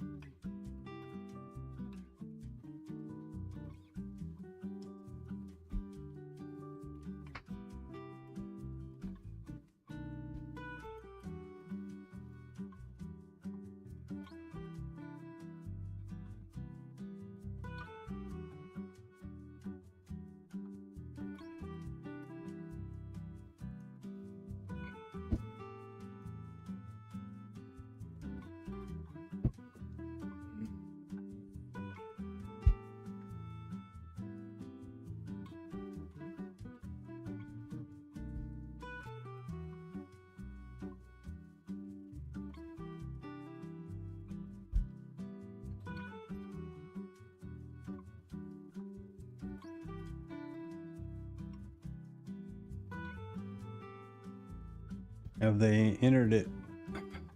Any of the random risk band decided they were gonna jump in the fray here? No, not yet. Not yet. Maybe not. It is Friday of a holiday. I don't know that usually doesn't bother them much, but who knows?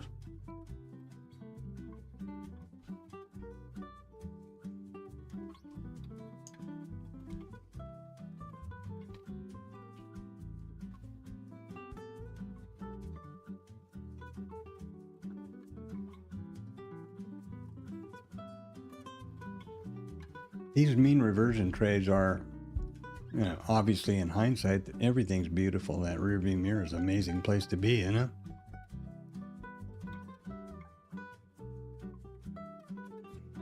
But as with the VPOC migration trade, I wouldn't know. I don't know. Well, look at here. This was a price check at aisle 3 pretty close, but this is just from yesterday.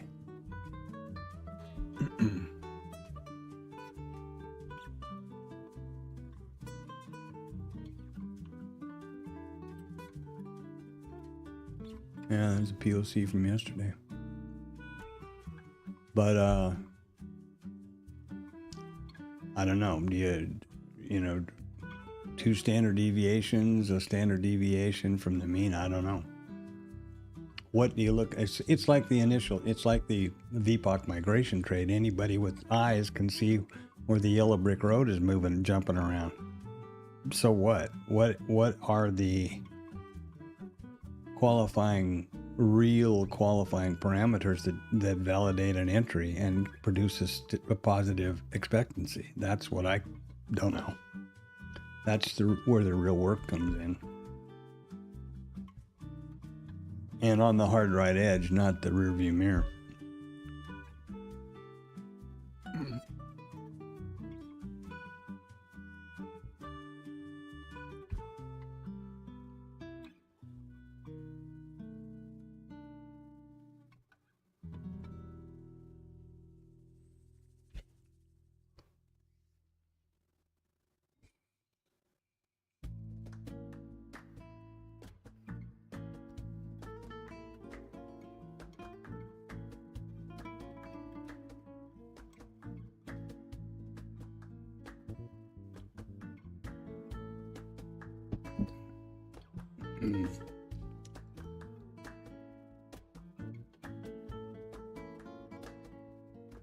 Well, we came across settlement, obviously, because you can tell without not even trying by the look over here. Whenever there's positive change, and all of these are, when they turn green, that's settlement. Red is, you know, red is below and green's above. That's an indicator that some people trade off of, because all of the retail platforms do the same thing. And some people are, what's that thing Top Step uses now called,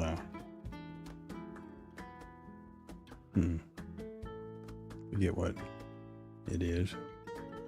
It's the, you know, it shows an indication of where all their traders are, long or short, same idea.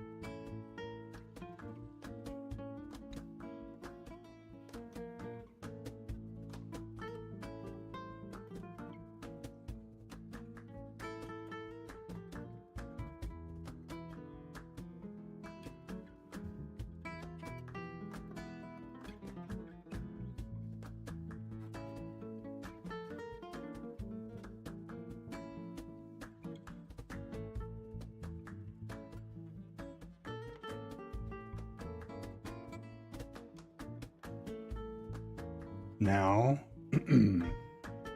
if we continue to trade up through the IB, going up, the first signal would be in play, and then it would be a or continuation, or a pullback, and a trigger, and a trade. 3 simple rules. I'm not saying that's going to happen. I'm saying that's what needs to happen for me to be doing something here. And looking at this, you know, mean reverting market, I'd be kind of choked up to take along, you know, but I pretty much have to have let me rephrase the whole thing. If you go to the time and effort of vetting and backtesting a system, this is the conventional logic from statistics. And then you don't follow that implicitly. You use discretion, for example. You've just wasted your entire time. Wasted all the work. When the computer does the backtest, it doesn't use any discretion. It validates each and every rule over each and every 1 minute bar, period. And that's how you get the statistics that you get. I get the statistics that I get.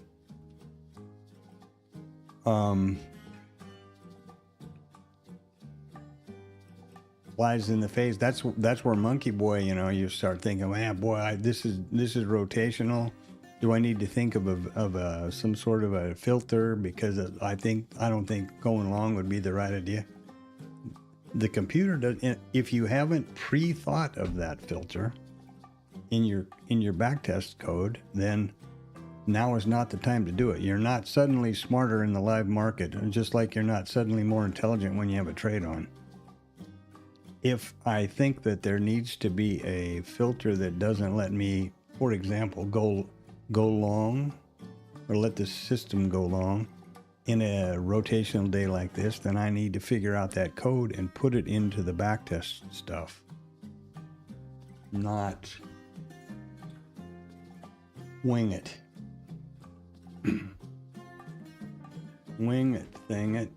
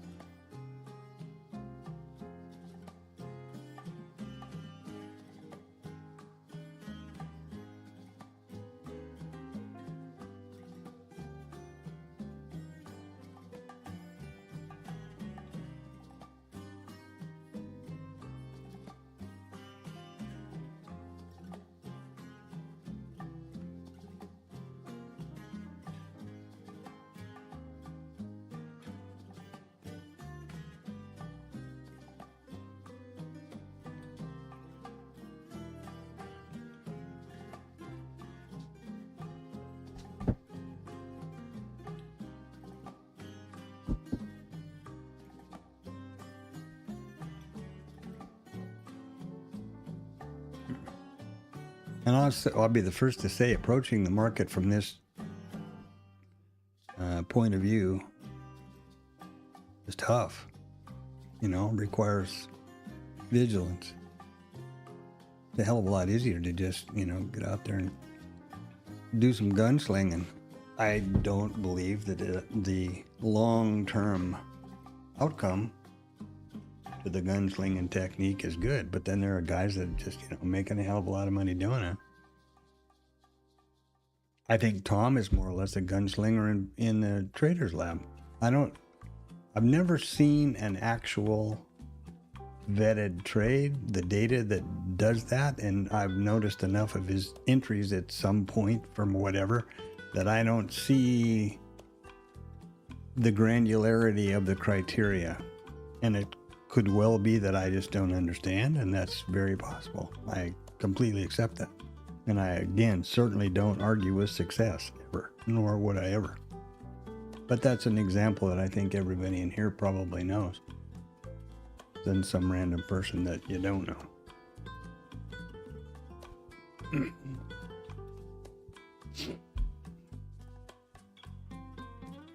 And maybe, like I said, maybe I'm just out there like Pluto, who knows?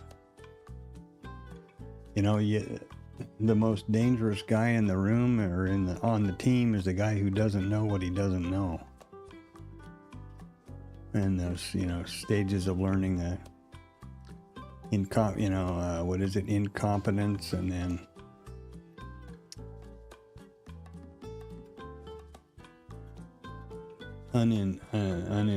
automatic incompetence or whatever. I forget what they are. Stage 5. That was one of Murad's. That was one of his companies a while back. Was Stage 5 was based on that whole idea.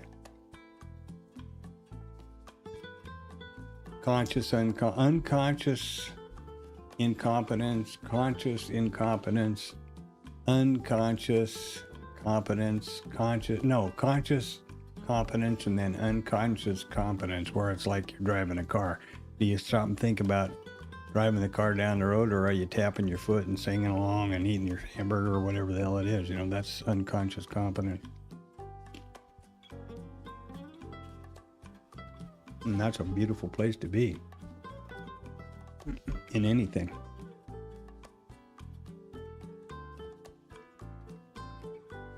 And that's not something Rad cooked up. That's you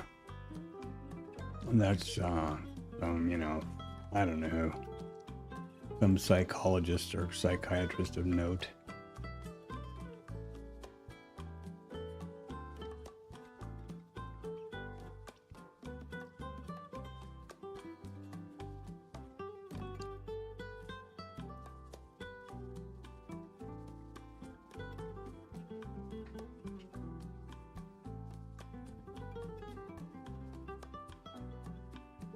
Now the ATR is 5.5 points here.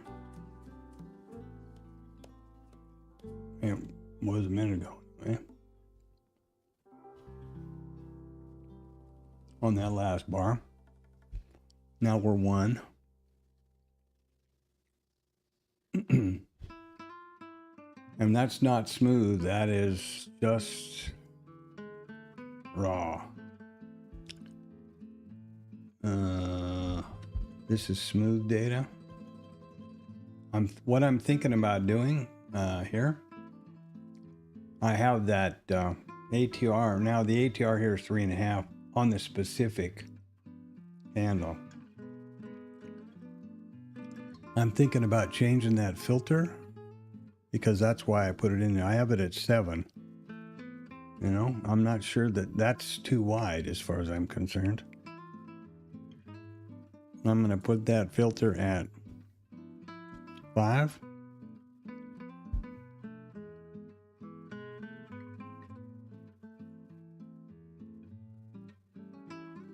The way you have to do this with IRT, when you make a change in a rule, you've got to modify the rule and savey. There you go. That's the purpose of that. That is the purpose of that filter. To try to, because I've had a lot of consecutive losses in a row, more than the database or the backtest, outside the parameters of the backtest, which means then I need to rethink the system. So that's why I'm thinking about the ATR and the other deal. Because my feeling was, not scientifically supported here, is that the market got real volatile real quick, and then when I'm looking at, you know, it's like if you're using a 2-tick stop or a 2-point stop and the market's swinging 10 points, you're probably going to get stopped out a lot. Basic, I mean, putting it in simple terms.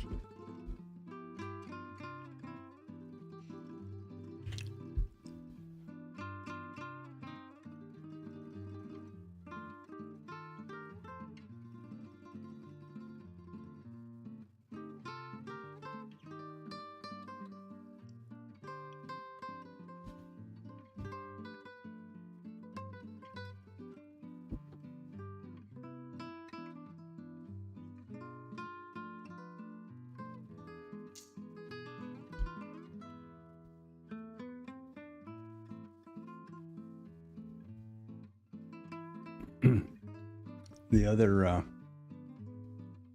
other criteria kind of that I'm experimenting with here is it's essentially a moving average. That's how it plots here. It's the formulas in the rule, but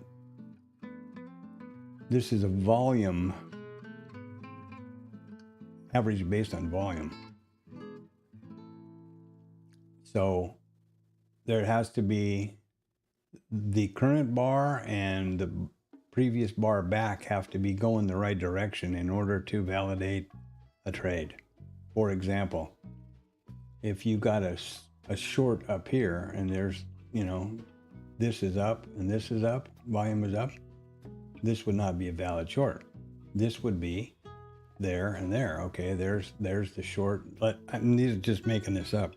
If that was a short trigger and this was the preceding bar, then that would this would permit a short if everything else being aligned. That's how I'm just struggling. I also tried to put somebody said something about Bollinger Bands or they euphemistically boomer bands because he developed it such a long time ago. What does that tell you? Boof, I don't know. These are 2 or 3. You can change the standard. This is standard deviation from the middle, which is all this is. I've never used Bollinger Bands or anything. This is just a moving average. And then these are standard deviation on either side of it. Calculated somehow so that they widen and pinch, and I don't know even how to interpret it, but that didn't make any sense at all to me. Somebody said, oh, try that.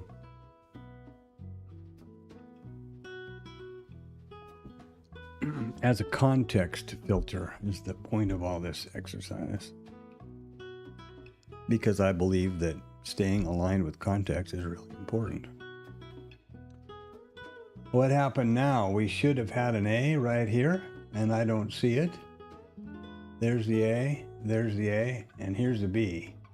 Now if we come back down here for the trigger, I'm supposed to take this long. So let's get over here to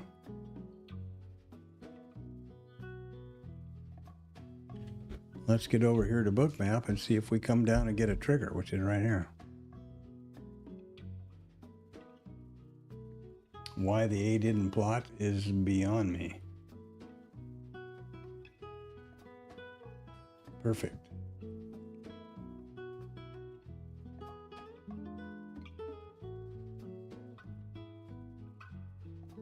And we didn't get a trigger, and it's running away. And I don't chase. Would I have loved to have this come down and tag right there? Yeah. And then beyond that? Yeah. But I'm not.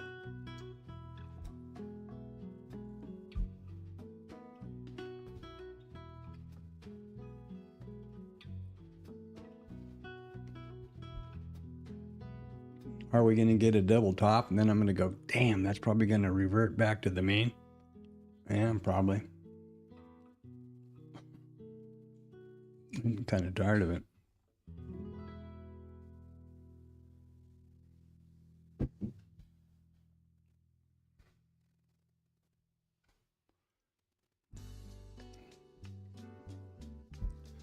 I mean, on the grand scheme of things, the market has been selling off, right?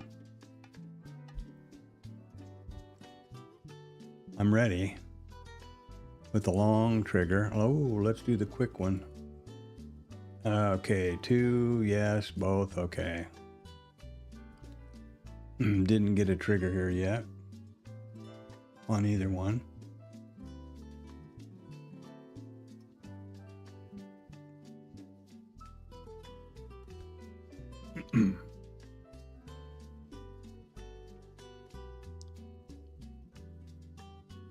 And remember, now I need to remind myself, this isn't my usual one point high. You know, these are 2.5 points.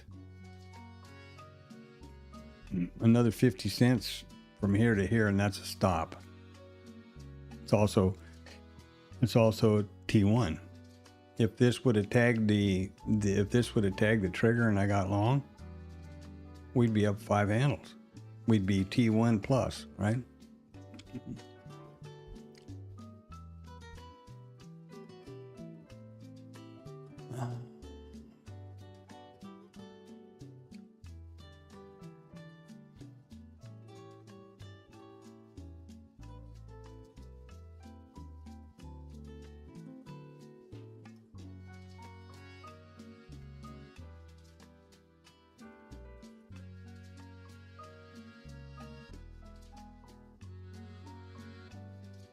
Pistachios.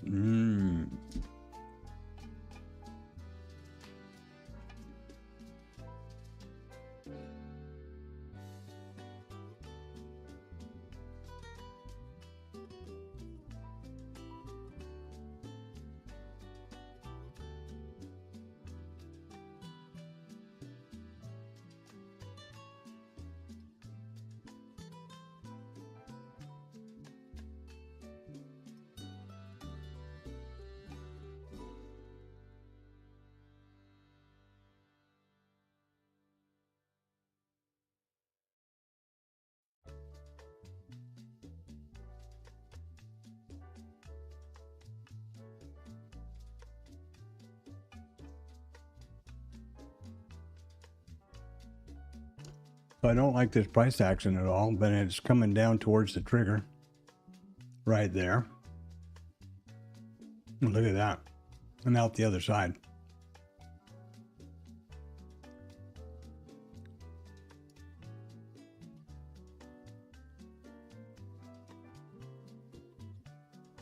Order submitted.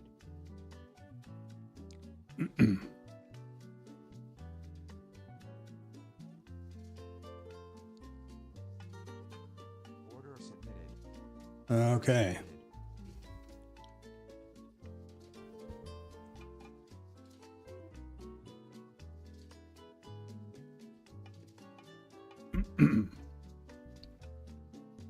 Now, the system hasn't taken a trade, and that's really irritating to me.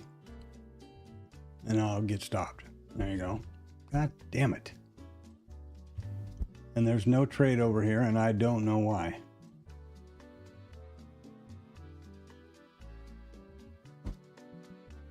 But I'm real tired of this over here. Just frustrating. I'm not going to be trading this one anymore. I don't, I obviously felt like that was not a good idea, but I have to take the trade when it's signaled. So I did. And the result is as I expected or anticipated, or was, sort of. I think they're going to take it down.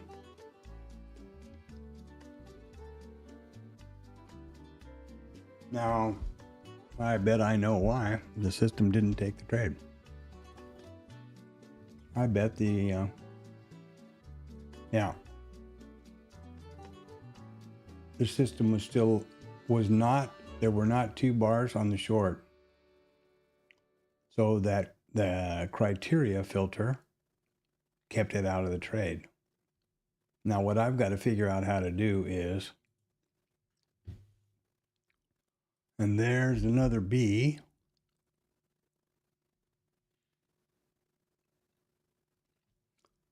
Now this would be a pullback B. It's gone away now. But and just looking at it and even hearing me talk earlier was, I don't like the thought of this long. But there's the trigger, so I have to figure out how to wait and pick them off when there's a trade entered over here, and it doesn't happen until the bar closes. That's the problem.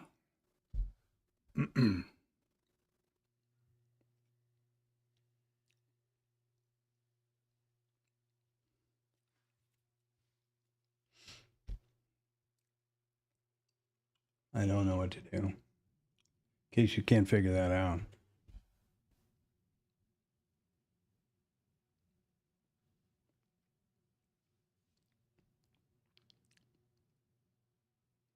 Similar situation here now. What do I do if it gets up here to the trigger? That's a similar point. If you want to look at it short term, it's higher lows and higher highs. And I'll be going against it right there. That would be a short against it right there.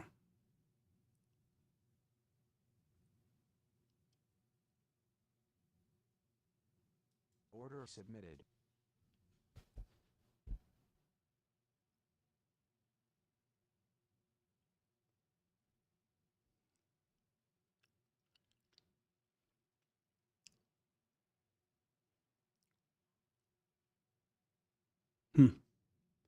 Well, that sucks, doesn't it? That's a missed one for me.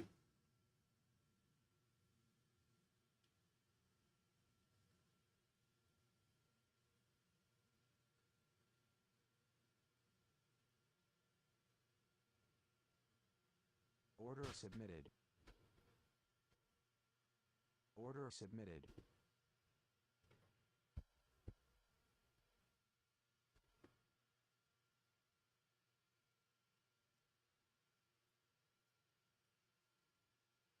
I don't know what to say, but here we go.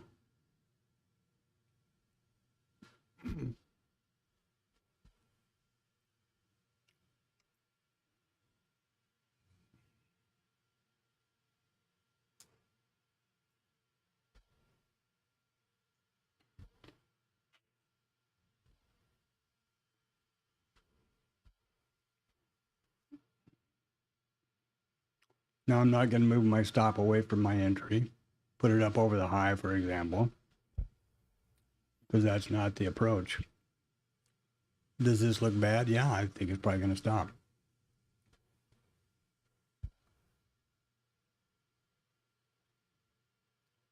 Where are all those kids that want to get short?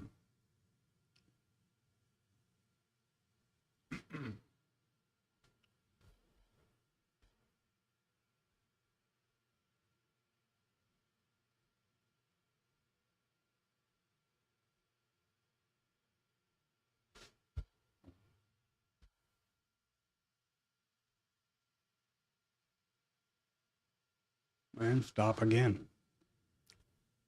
I'll tell you, this is really frustrating.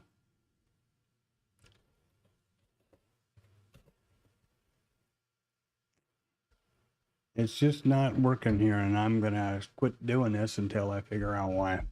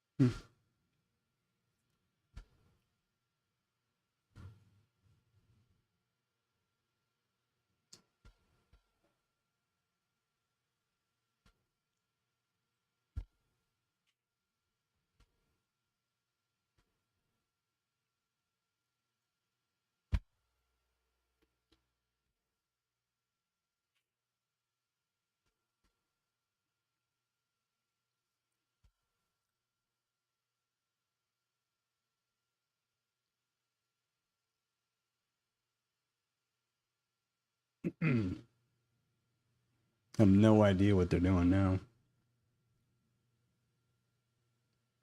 And I'll be the first to point out that the system itself is not taking a trade. So, who's the dummy?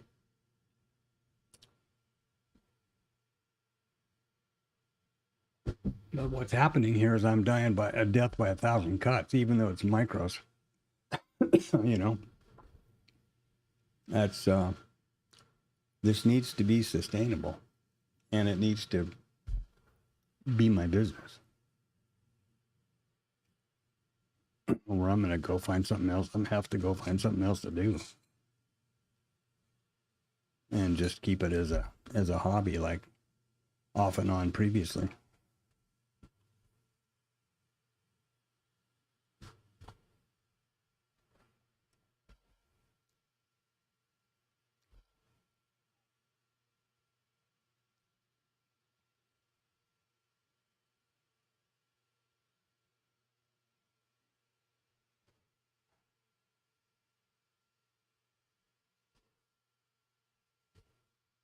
And again, I say, if you've got a profitable setup, let me know what the hell it is. I'm all ears.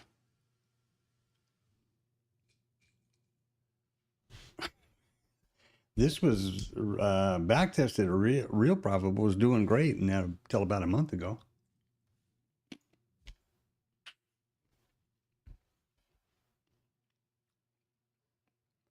And now I don't seem to be able to hit my ass with both hands.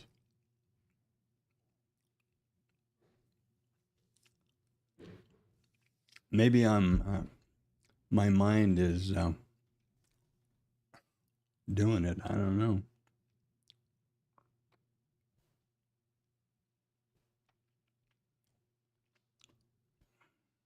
You know, and short up here, and you're looking at 10 handles.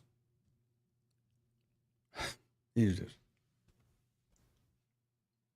Hi, Panda.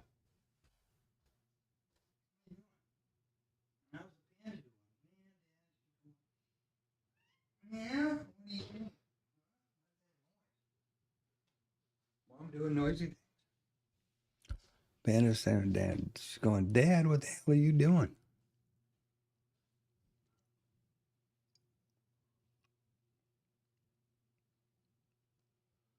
Oh boy. Oh, joy. Not really. And of course, timing being everything. Short. Stop. Short. T1. Pretty quick. T2. I give up.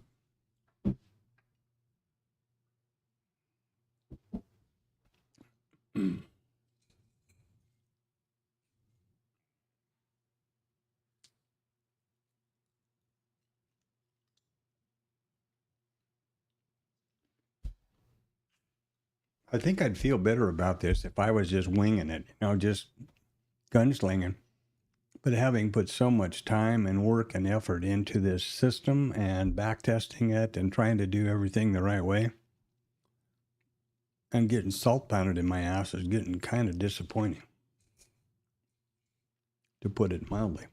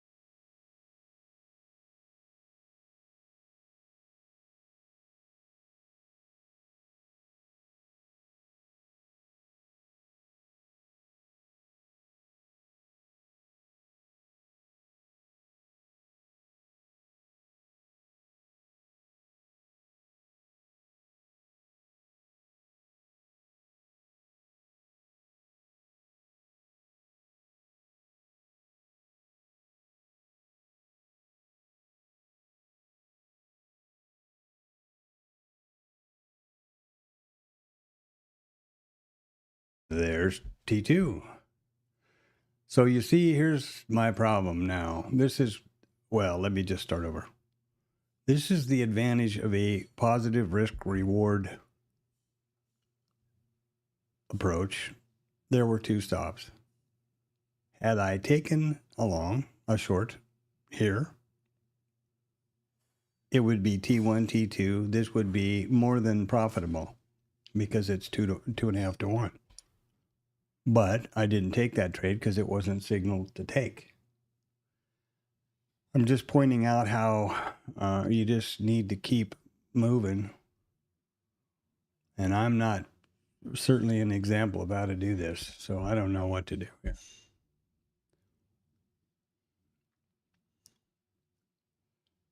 And when I look at the system over here and there's no trades, that makes me extra pissed. And I don't know what to do about it. I guess, I can't keep going on like this just one day at a time. I guess what I need to do, until I see the trade actually signaled, don't put one on Bookmap. and be real vigilant about knowing that once I see a signal over here, I'm likely to have poor entry location on Bookmap because it's going to be after the fact. I don't know how to deal with that. I wish to hell you could do the signals on Bookmap. And by the way, I'm restarting this thing. You notice I got the lags are all gone. I restarted a second time. I don't know, 20 after 9 or something. I don't know what it is, but now I'm definitely not going to be pushing my luck a third time here.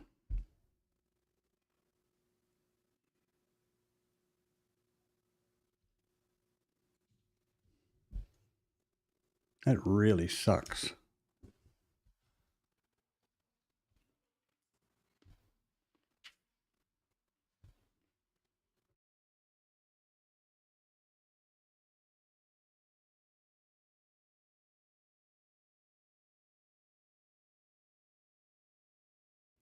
But boy, oh boy, that mean reversion, huh? Look at that.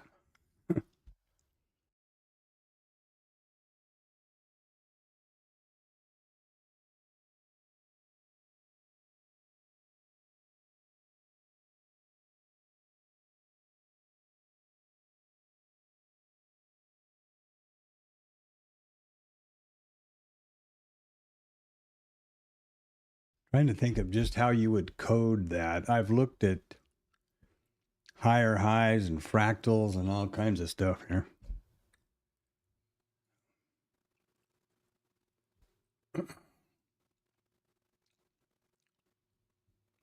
Oh, something I want to do too, by the way.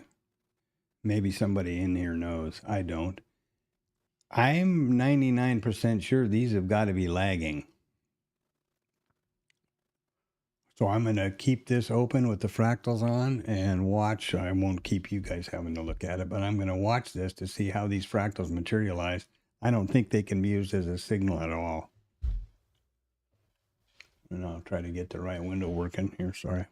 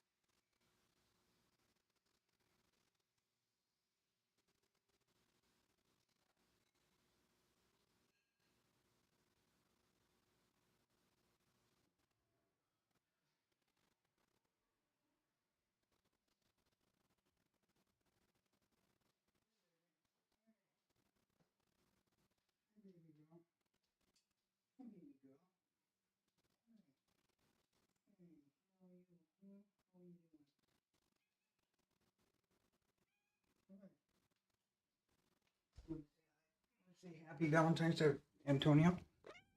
Oh, okay. I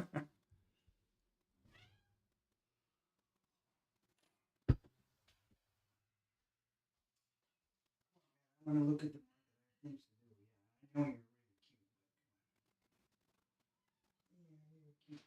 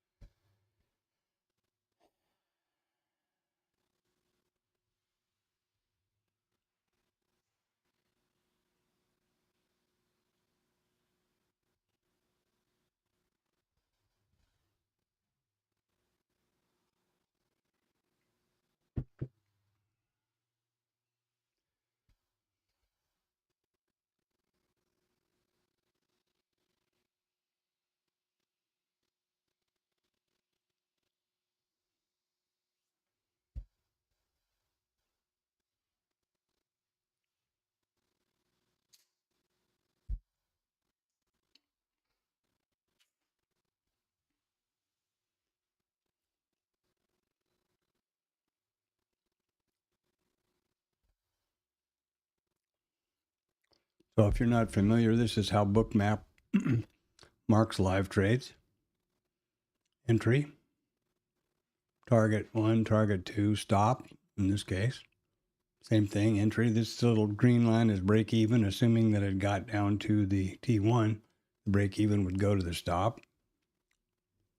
Yeah. And then there's that. And then there's this.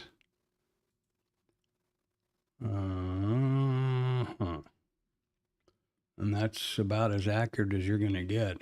MFE, MAE, entry to the second, to the millisecond, I guess it is. So, yeah.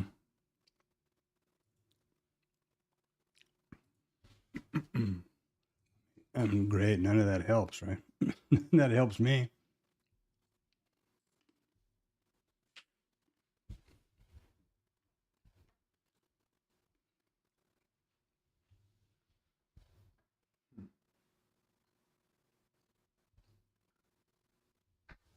Well, whatever filter is keeping the system out of these trades, I need to be sure I understand it, because I can see too that trades that I wish I hadn't taken, and I can see that the system has not. Now there's that high, and I missed it going in, so I was busy doing something else and not watching for that as far as lagging or not. Stupid.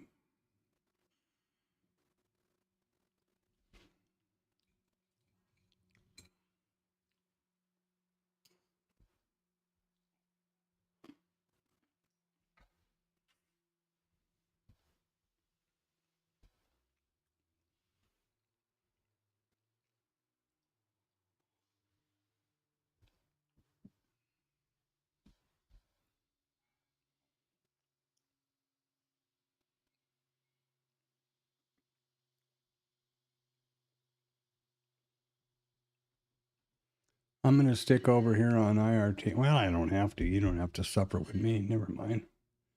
I'll suffer by myself. There you go. I'm going to keep a close eye on the system. I want to watch when these highs and lows come in. And I'm going to, there's no trades here, but I'm going to keep an eye on it.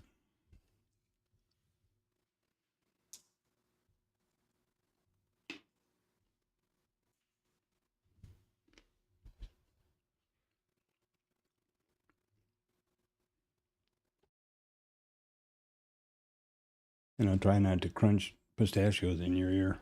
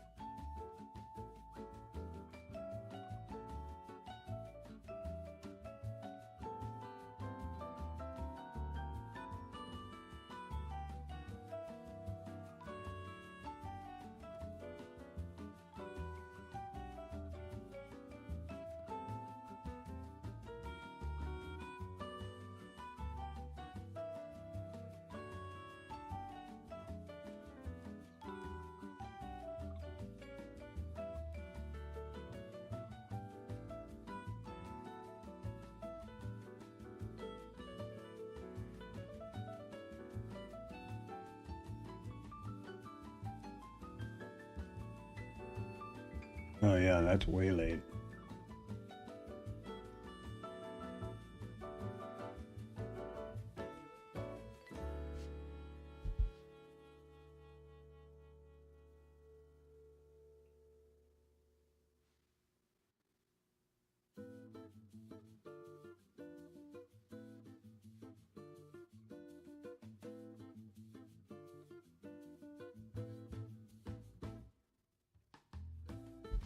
That's just stupid.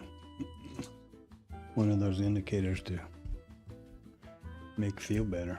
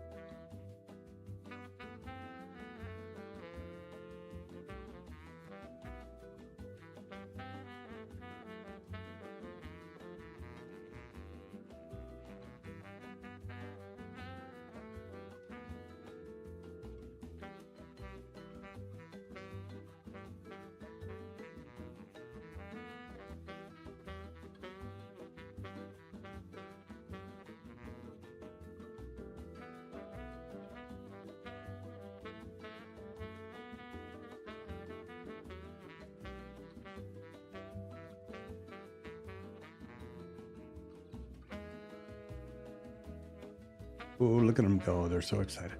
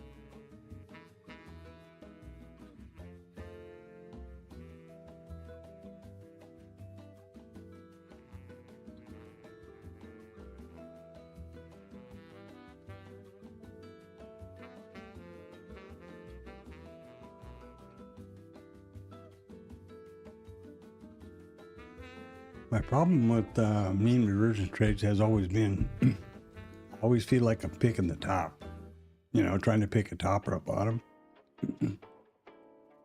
I'm not really sure I understand what would be a valid signal there that I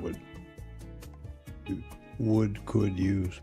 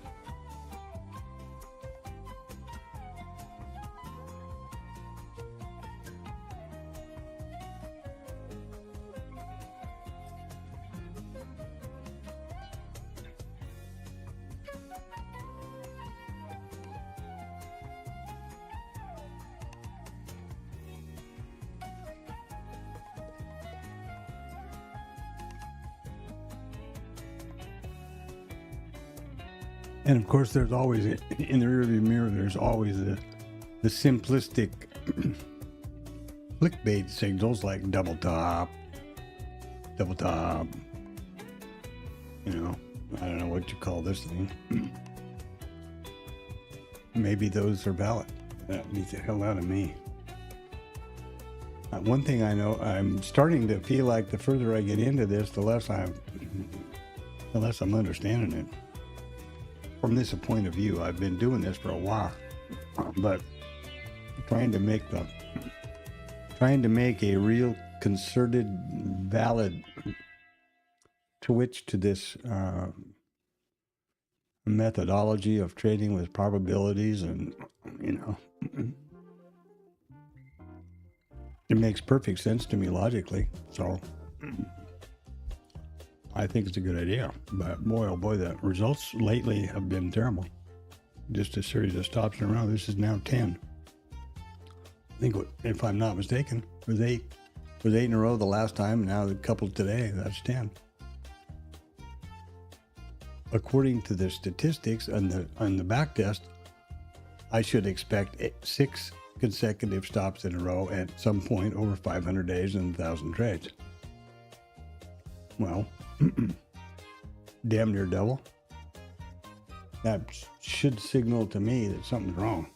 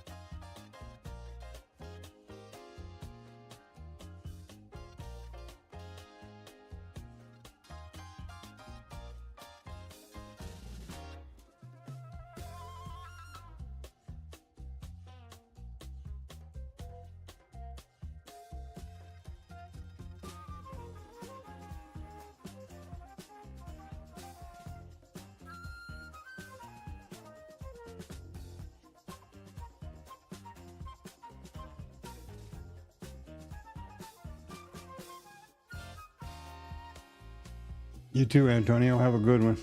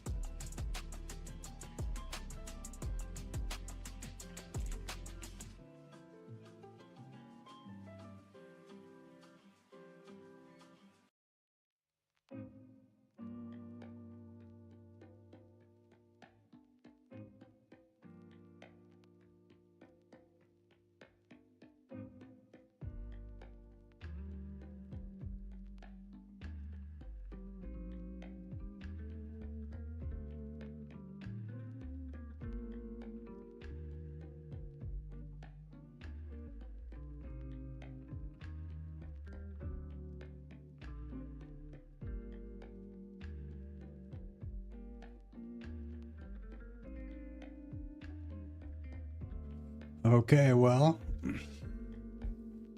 pretty damn disappointing. I think one of the problems I have, even though I, reverting back to the monkey boy conversation, I don't chase and I don't, I don't FOMO and I don't do those kind of things. But one thing that I am pretty aware of in myself, even though I may not be, and I may not be recognizing it properly, I have a real aversion, or I'm really conscious of not over trading, banging into them.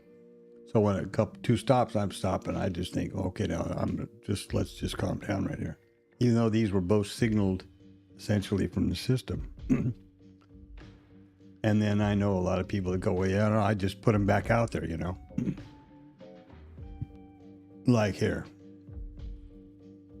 And of course, in hindsight, rearview mirror, it's always so crystal clear. But that, I need to just assess all these things tonight in my homework period and over this weekend as I do normally. And I am definitely going to come up with a different strategy or some some changes to the strategy that I have now, which is the initial balance trades, except I've determined this is really too lagging to be useful at all. Typical. Fractals, it's stupid. Watch how long it takes to have a higher high up it, for that higher high to be put in up there.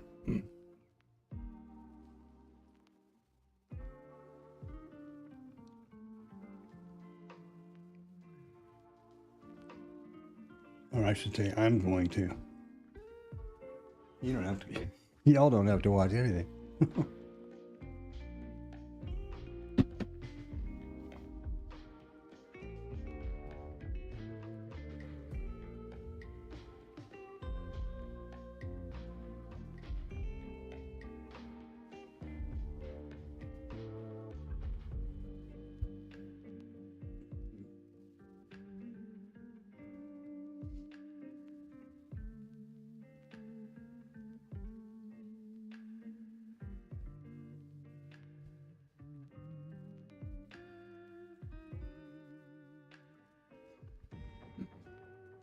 So it's on that last bar, you see? Well, you've already way missed the top. You've had this bar set way down here. So I don't see how that's useful. And if it is, if somebody else knows, let me know in the chat. So let's take that off. What I was going to say was, notice that there's no A. And why there's a B here, I don't know. That shouldn't plot, but there is an A and a B on both sides over here, on the triggers themselves, the actual flags. But there's no trade. There's no trigger or trade. So the two trades that I took are basically errors, execution errors, because there's nothing in the system. And that's a real hard part for me to get around, how to keep those tied together. I guess what I need to do, I mean, just standing here, thinking quickly and logically, until I see a trigger and I see the actual plot of the trade being entered, I do not replicate it in Bookmap, I guess. So essentially I'm ahead of the curve, right? Well, football, that's not good. That might be the whole problem right there. And what I'll have to do is just go back in time. Oh, hell, I can't. Yeah, it's really tough to try to backtest IRT in conjunction with Bookmap. Maybe. I don't mean backtest, I mean replay.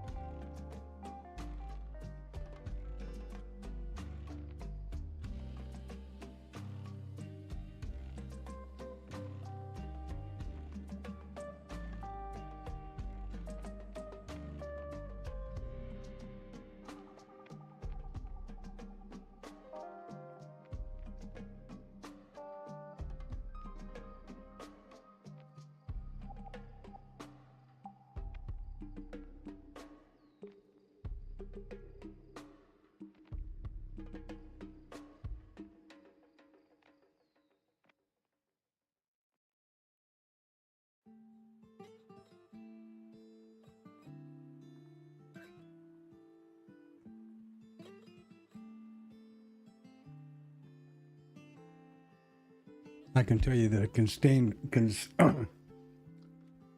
sustained drawdown is demoralizing.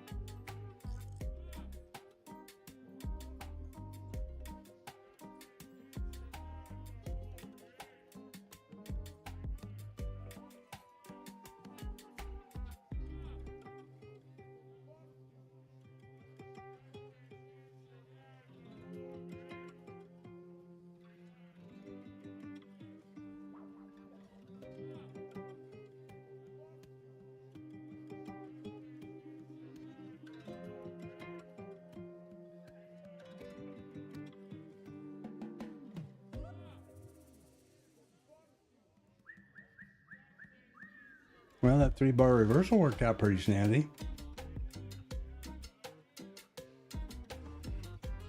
You know, hindsight, pick them out. Easy.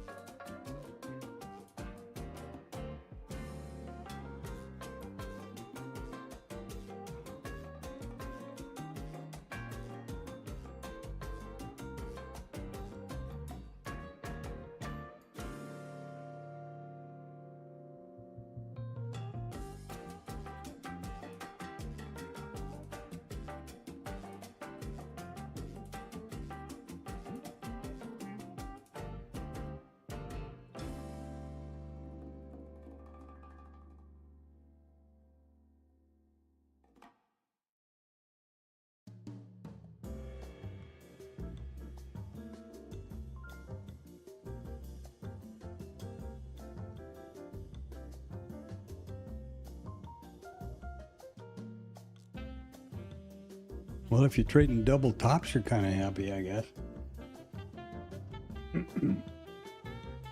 It would appear.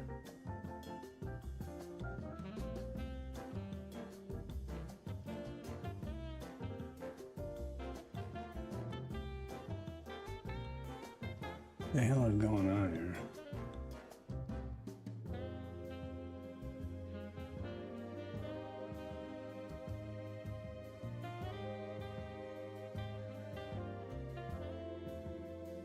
I'm just fussing around here. Double top, 3-bar reversal, double top, double bottom, double bottom. 3-bar reversal. Yeah, you know, plain old stuff seems to work sometimes. Plain old, plain vanilla.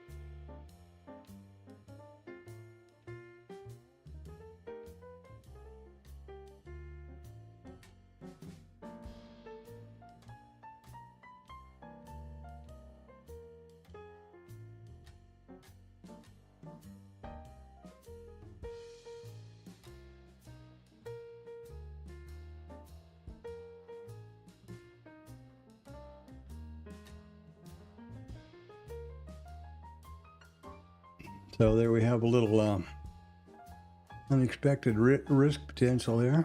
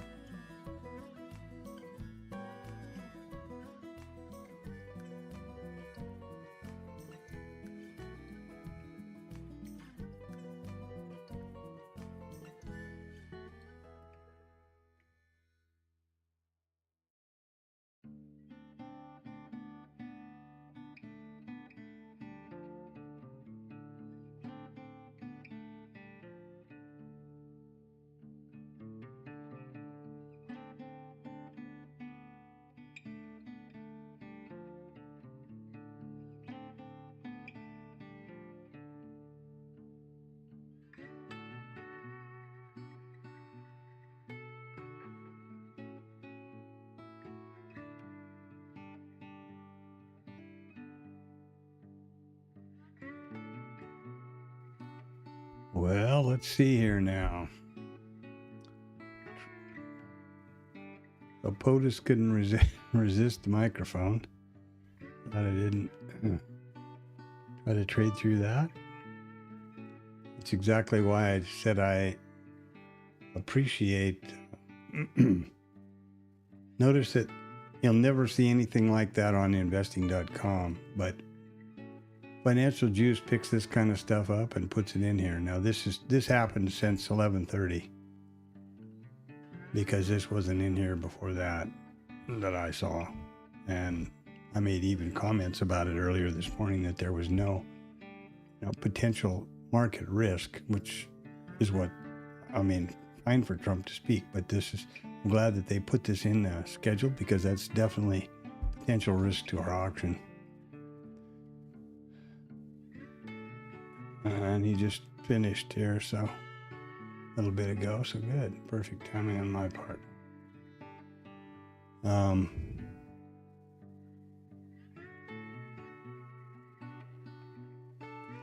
Now, if you just look at this, what's the first thing that jumps out when you look at this profile, this volume profile? We're over here, which is the market profile for today. This is the market profile, and this is the volume profile alongside of it. What's the first thing that jumps out at you? There's no excess. There's no taper. What happened here? There are auctioning. All of a sudden, the market just shut off. That, to me, is an alarming sign that we are going to have more upside. Typically, the profile ends up looking like this with excess at the bottom. The auction came to a logical conclusion.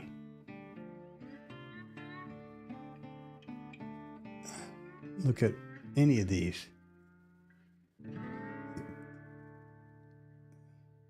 You don't see anything that's just slammed off. Now, there is some excess here, 1 or 2 ticks, but that's not usually, in my opinion, it doesn't usually come from basically the POC to nothing in a couple of points.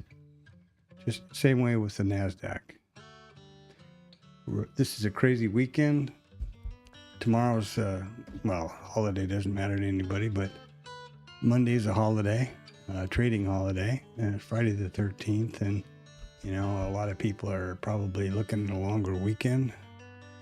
I don't know. I would just be, I'd be kind of surprised if we didn't get more upside, and I'm not going to trade that. Just an observation.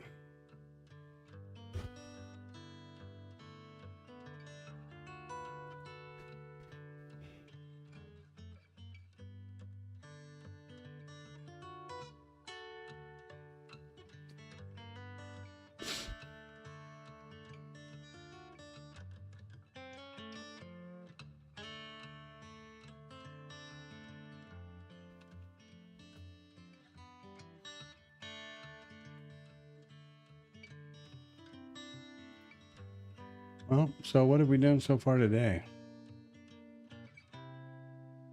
Sold off and just Context is up, huh?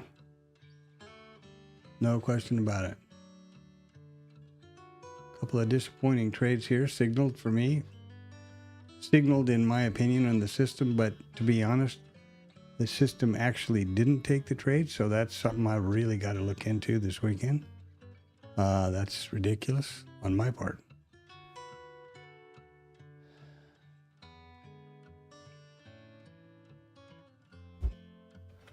Here are those volume profiles. It just doesn't look right. There's not enough excess on the top as far as I'm concerned.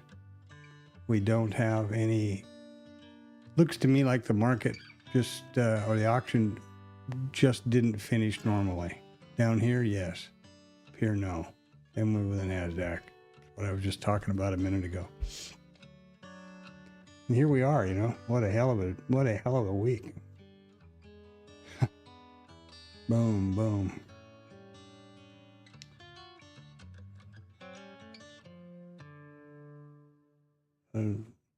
Thursday, Friday, Monday, Tuesday, Wednesday, Thursday, Friday. Oh, wow.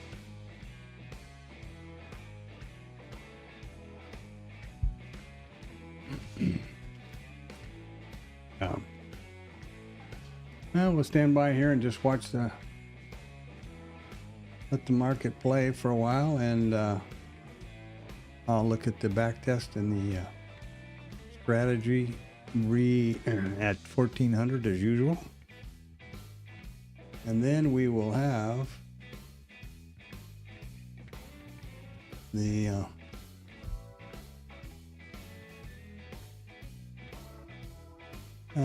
market recap at the bottom of the hour and the market on close imbalance at 1450 and the close of the cash market and this stream at 1500.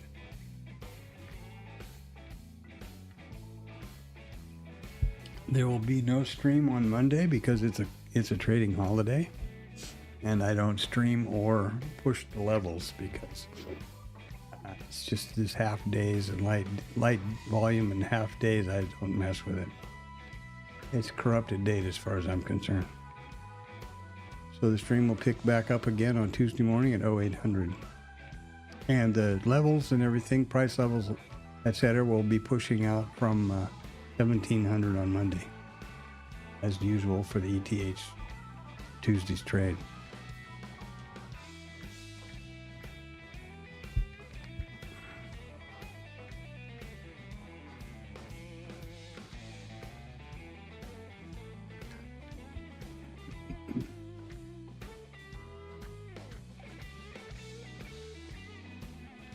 The profile on Bookmap actually looks a little more normal. You know, it does have a little bit of taper, so could just kind of be an optical illusion. But I don't think so. I mean, look at over here. It's just my gut. You know, it's just an observation. Nothing to make of it, and certainly nothing to trade.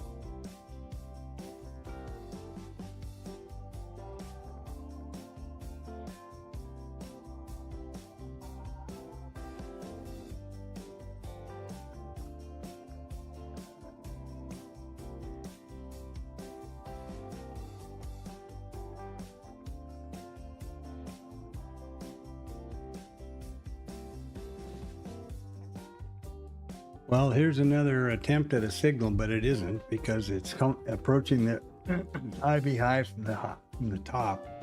And I would certainly not take a trade at 5 minutes at 1400 in the afternoon. Let's look at the signal though. I'll show you what I mean. You see there?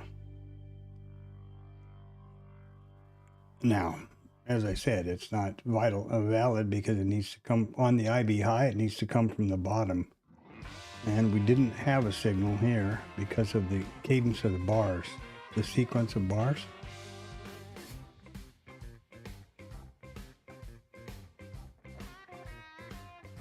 And we don't have a trigger anyplace. So there you go. I'll be replaying this stuff over this weekend diligently to try to figure out where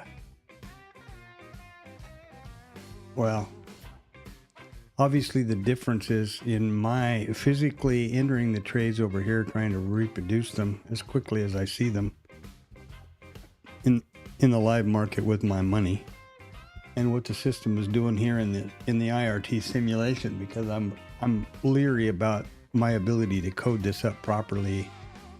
No problem here with backtesting, but there's a big difference. You have to do quite a few things differently in order to have IRT trade live, and I can't have two programs going that I know. For example, Bookmap would be and have orders being sent by IRT. So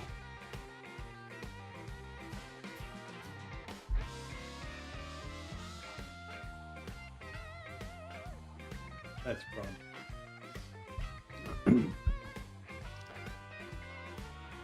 Anyway, yeah, that's a problem.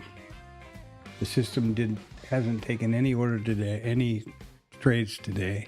I saw the signal for two and took them both, and they, as I read them, and they both got stopped. So there you go. And then of course this happened. So go figure. That's the luck of trading. But I need to do something because it's, I'm not going to die of 1,000 cuts.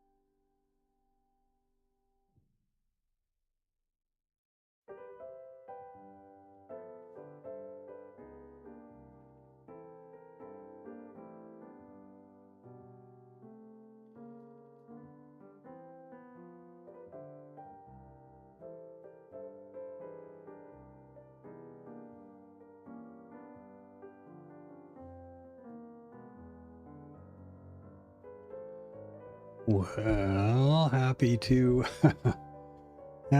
Power Hour. Whatever the hell this is. Friday the 13th. There you go. Yeah, well, this has been quite an interesting but not very fun day for me. Seems like more questions than answers lately.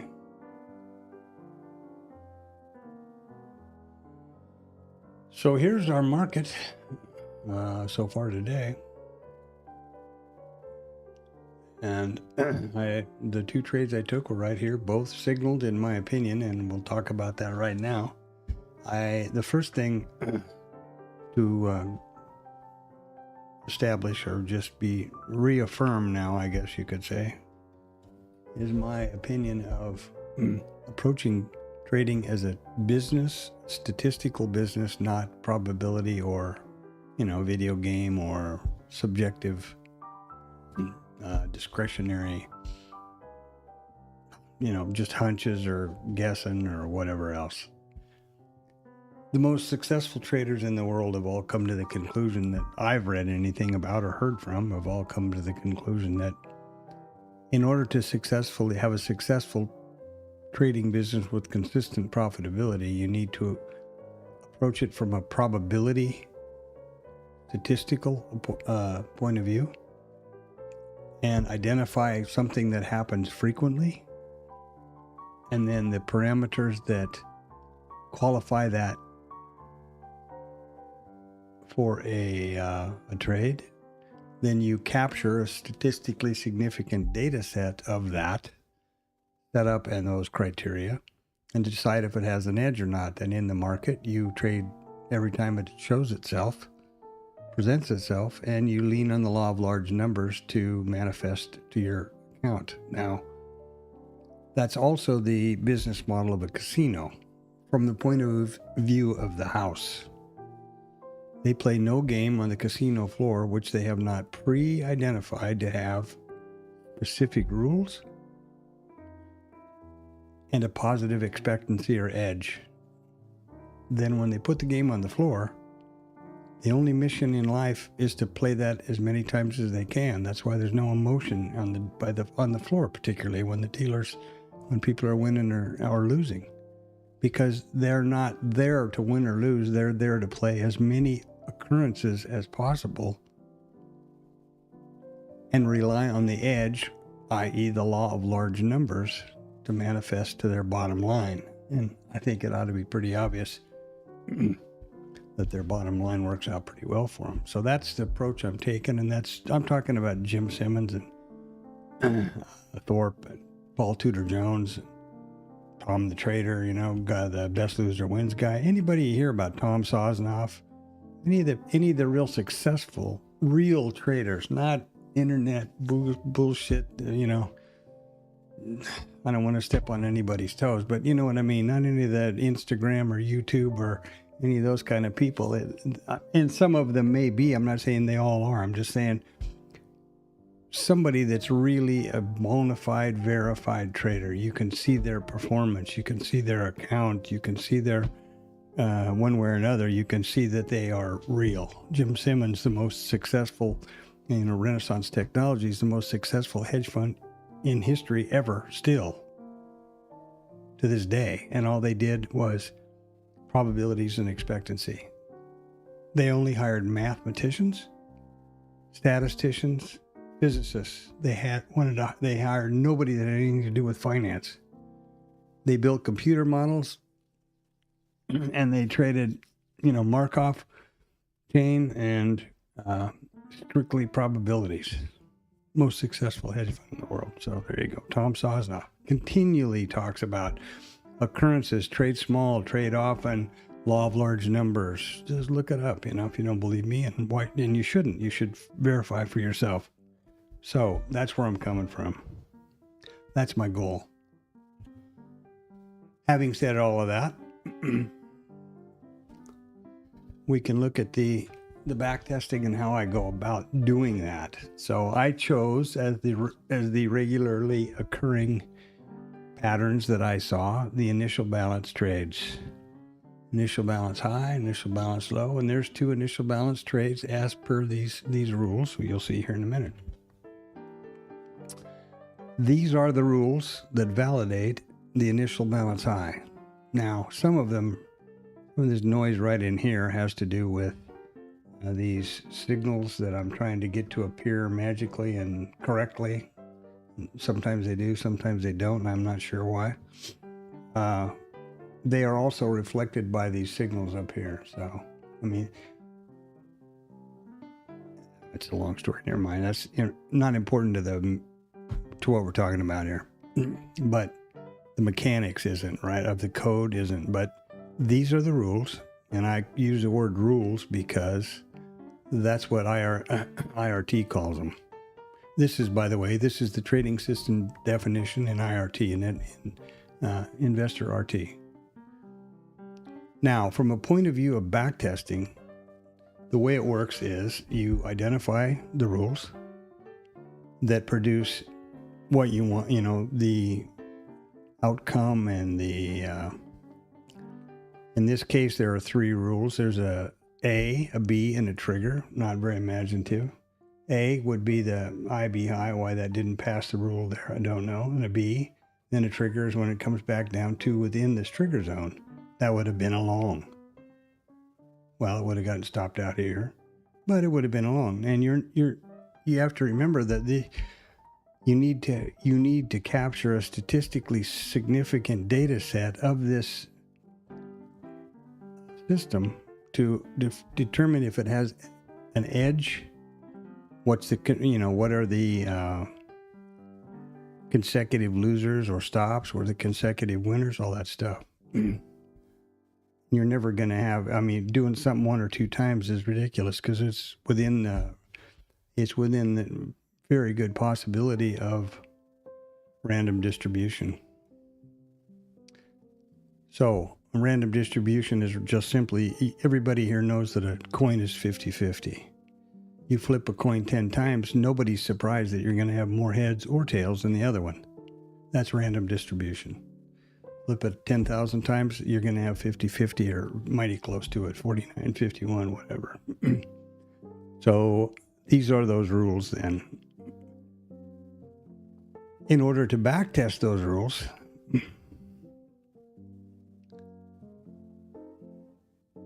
pick the number of days. Let's pick 500. The instrument, the contracts, the session, all of that stuff. And the rules have set this up in such a way that it is exactly as I have the brackets coded on Bookmap. It's a 2-lot. Well, let's look. So here's the bracket. 12-tick stop, 12-tick T1, 48-tick T2. And in this case, it's going to take at T1 or 12 ticks, it will trail the stop to entry, because I found that to be more profitable than leaving it than not. So that's the rule. That's how the rules work. That's how the setup is. Then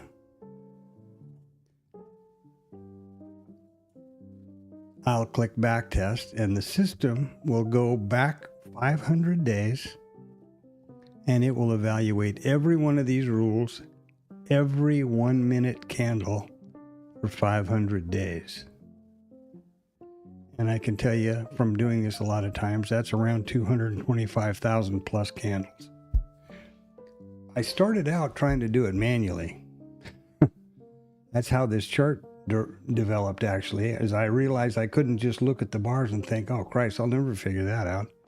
So I built these indicators, which represent the rules. This chart has nothing to do with with the trading system itself. Just a presentation, it's just a visual reference. But I put these levels on so I could sort of see where, okay, there's the IB, there's a rule A right there. Then this would be rule B. Okay, that's right. Then the trigger would be, oh, no trigger there. You know what I mean? And then I thought, how in the Christ am I ever going to do that over a statistically significant data set, 100 days even? And you could also, if you could trade the system absolutely mechanically, and you have to do it mechanically. There can be no discretion. If your rule says that the bar needs to open below the line and close above the line, then it's got to. It can't be the high goes above the line and the close is below the line. It's got to be exactly the same. Otherwise, that's discretion, and you don't have a valid data set. The computer does that. The computer validates each one of these rules exactly as it's written, period. So now we'll backtest it, and I'll show you something miraculous.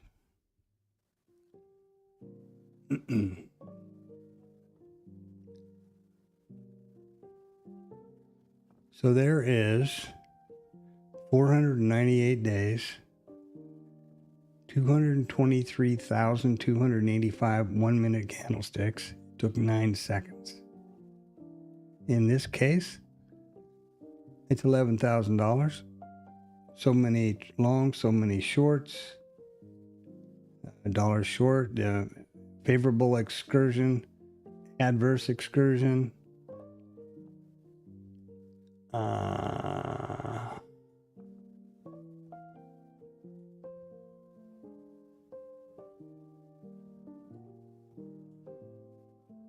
It's 610 trades. There's 422 wins. Average winner 31.42. 112 losses. Average 12.39. 18 consecutive winners. 5 consecutive losers. That seems pretty weird. That seems like anomalous data, and I'll show you exactly why I think so. But anyway, so here is exactly every one of those 610 trades. The minute you got in, how it was, what the execution type was, what the exits were, and what the result was. And you can also, if you want, you can also plot those to a graph. Then after I've determined this, I can, I know why that's different. I know exactly why that's different. I'll show you in a minute. Well, I'll show you right now. Typically, when I have backtested this, I realized that I needed to have some sort of a filter for volatility and context. So I've incorporated the ATR and basically a moving average over volume. Now the ATR, right here, the ATR value has been 7, and now it is 5. What that means is if the ATR is greater than 5, it won't take the trade. So that's a new one. And the MA look back is a 9-period and a 1-period look back. That's a volume moving average, and I couldn't think of another way to try to align with context. If you can, let me know. This is what it would look like on the chart. So this is a volume moving average, an average of the volume in the direction that it's traveling. So it won't enter a long, for example, unless there's 2 positive bars with this line, with this volume average being in the correct direction. I hope that's I hope that was somewhat clear. That's the only way I've figured out how to get that part done. So I also entered that. Now you'll notice over here that we've taken a short right here. As I said, we were probably going to get a short, but I would not take it at this time of day. And there it is, and it's just about, well, we've already taken the T1, and it's going to trade down and perhaps get T2. While I'm busy talking, I could have taken care of my 2 losses, but that's the problem. I have to figure out how to divide my focus between what I'm doing here and trading, and which is obviously important. I typically would never enter a trade after 1400 because I have a end of day rule right here, which closes it out at 1430. I can change that to whatever I want, but I have them that automatically flatten out at 1430. I did mention earlier in this conversation that we had a short open and a short signal open, and if we got the trigger, which we got right there, one short, and there we are. And there's the first take profit target, and now they're way down here. Boy, that's disappointing. There's the first actual traded signal of the day by the system. And had I religiously followed just what I saw here with no interpretation on my part on Bookmap, I would now be, happy as a pig in the mud. And here's that trade. So our signals are over here, remember, A and B, down here. So it comes back up through, as it should, and there's the trigger from the right direction. There was the short. And there's 10 handles and another 2 handles. That will be T2. Kind of a bitch. And I'm busy standing here talking. And I could have reversed both of these or covered both of these stops and plus the additional amount, because it's 2.5 times, as 2.5 to 1 is a risk reward. Man, that's really disappointing. But anyway, pressing on. So that's how I do the back testing. And here's a live trade that just fired while we're talking, so that's pretty handy. Oops. Hope this has been happening over here so that you can see it. I didn't even look.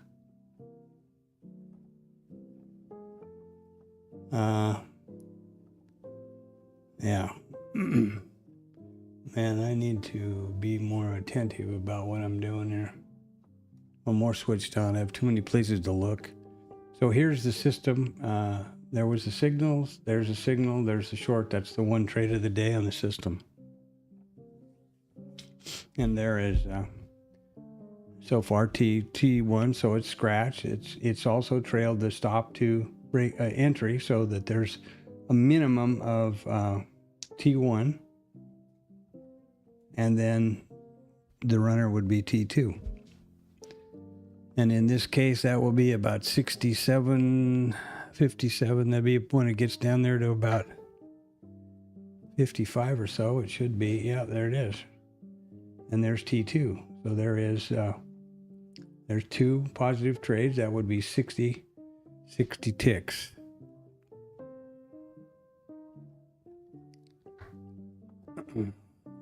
And that's disappointing. I think I'm my own worst enemy here when it comes to this. Anyway, and nothing I can do about it is spilled milk, except be really disappointed.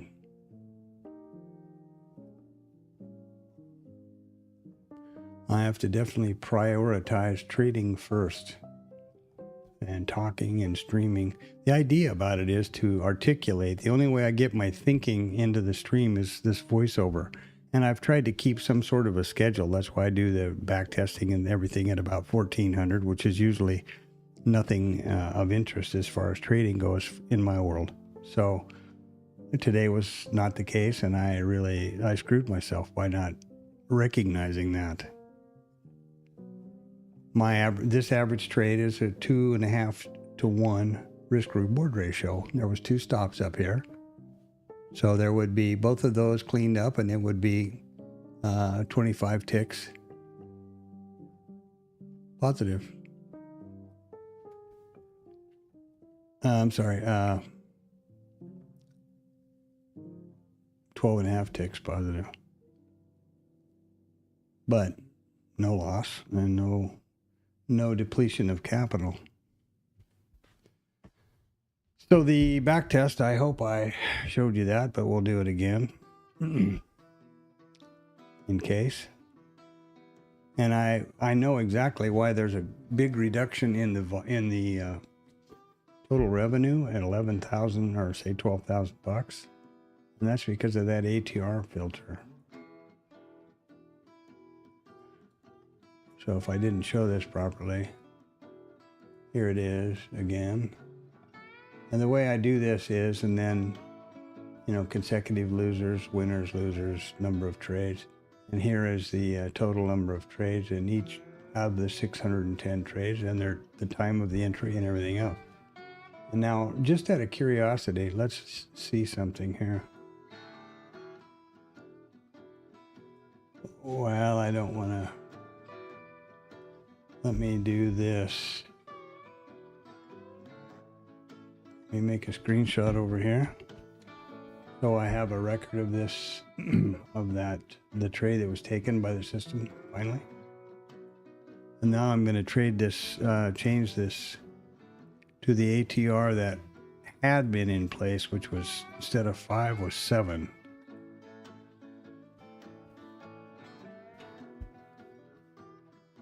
And see if that makes a difference in that. I think it shall. I think that's the only difference that I am aware, easily recognizable. Well, it changed the entry right here. Do you see that? You see how another trade was put in here because this was filtered out by that 5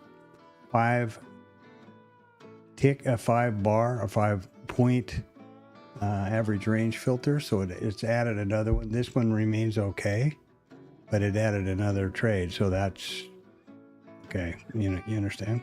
I hope. And let's see what this turns out to be now.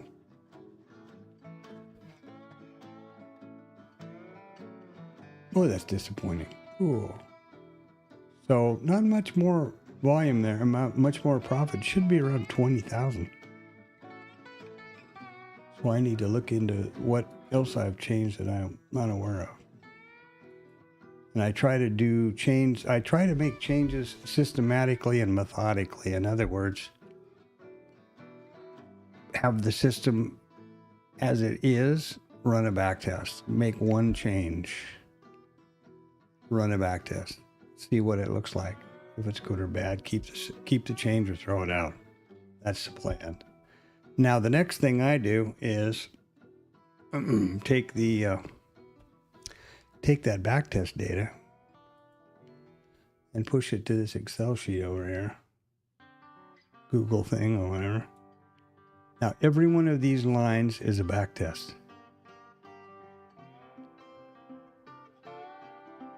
And these are just the MES, the ES above there. So this is stuff I was doing on the 9th.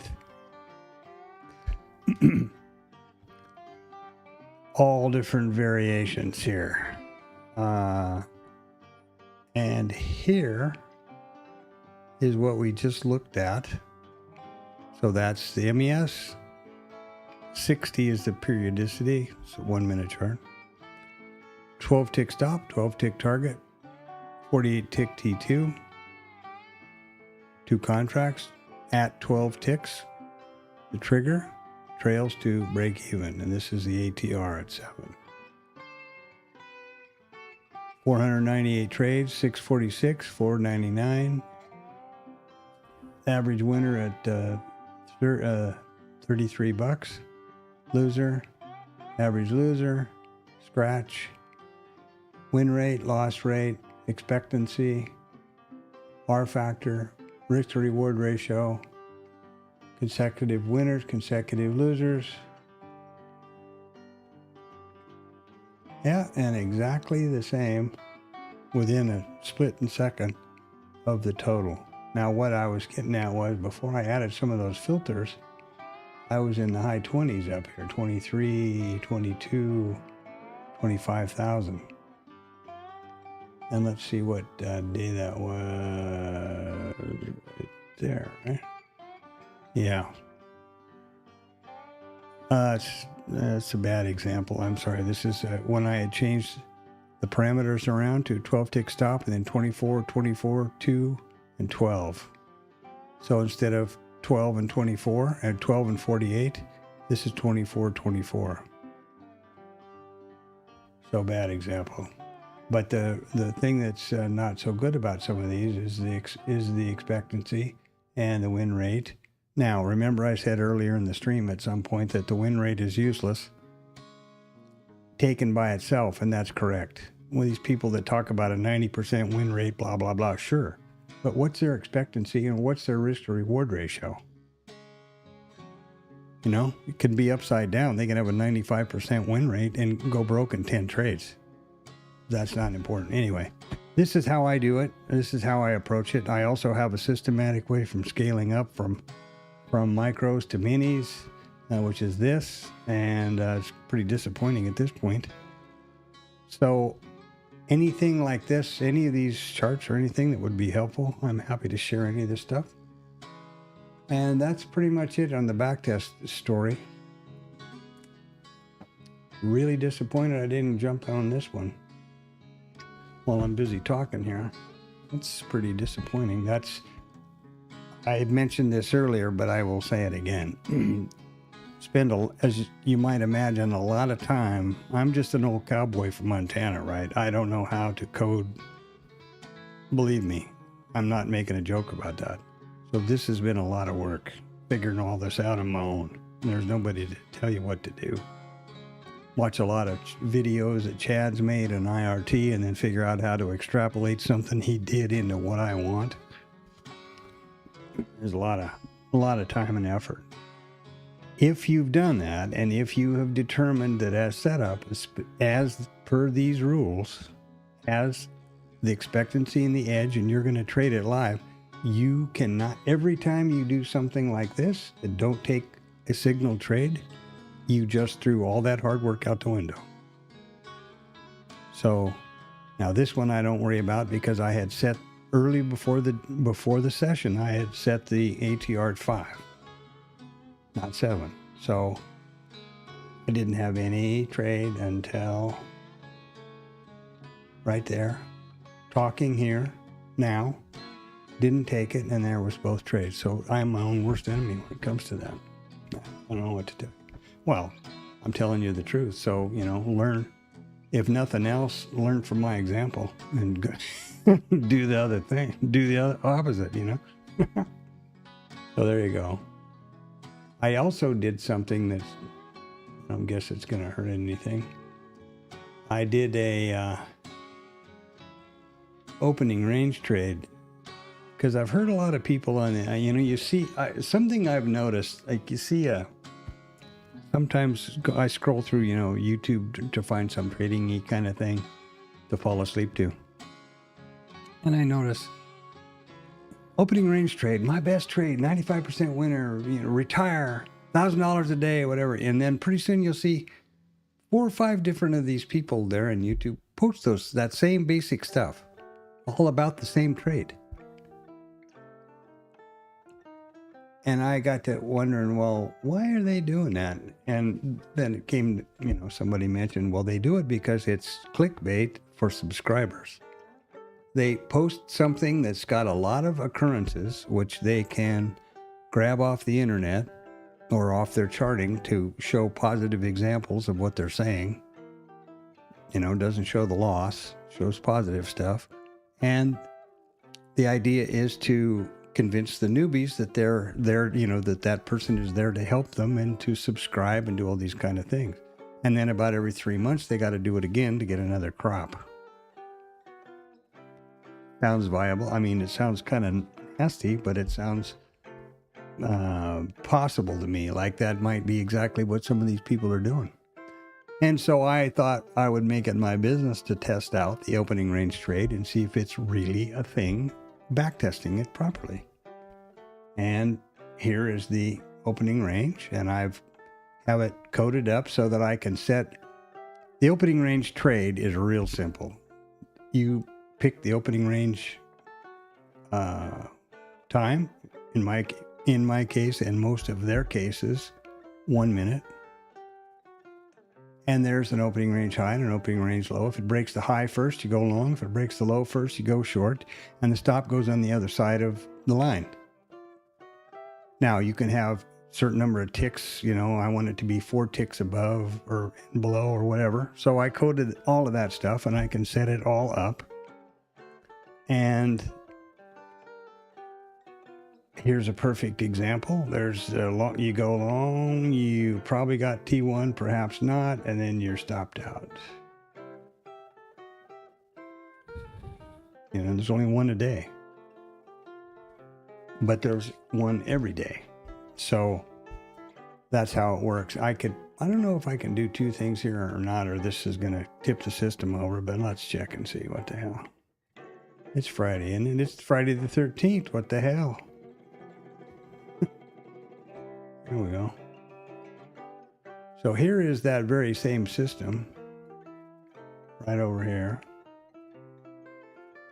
Let's see if we can even send it to the chart. I don't know. Let's check. T1, T2. Let's look at the stop instead.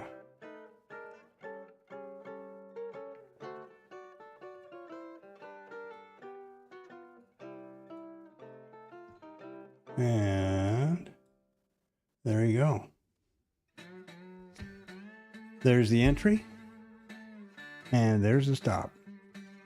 Now, the way it works, I've set it up for 5 ticks above, 5 ticks below, and I put a filter right here that if this is the actual ATR, or the actual opening range is 9.75 points or ticks, points.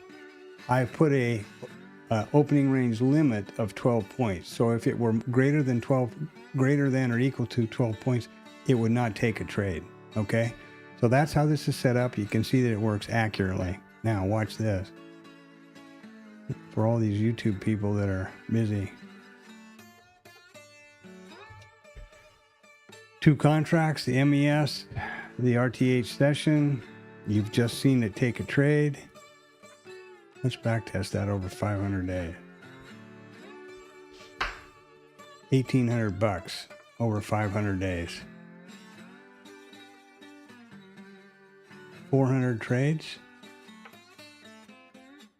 That's pathetic. Let's look at this. This is what's going to scare you. 248 wins at $71. 222 losses at $71. $71.88. There's 11 winners in a row. Oh, it's not as bad as I thought. The time before I've done this, it's been way more losers in a row than winners. So that is, in my opinion, that's a real poor strategy to follow. You know, you think you could survive on $1,800 over 500 days? That's 2 years. Starting on the 14th of February, 2024. 470 trades.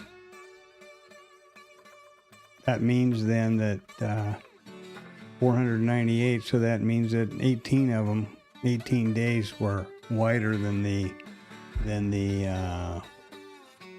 12 tick opening range, 12 point opening range. That's how I approach doing backtesting and validating what some of these people talk about, and you know, we'll leave it on there. Who cares? It's over with now anyway. Okay, so let's, I'm late because I'm standing here jabbering. I'm still mad that I was busy talking and missed the damn trade.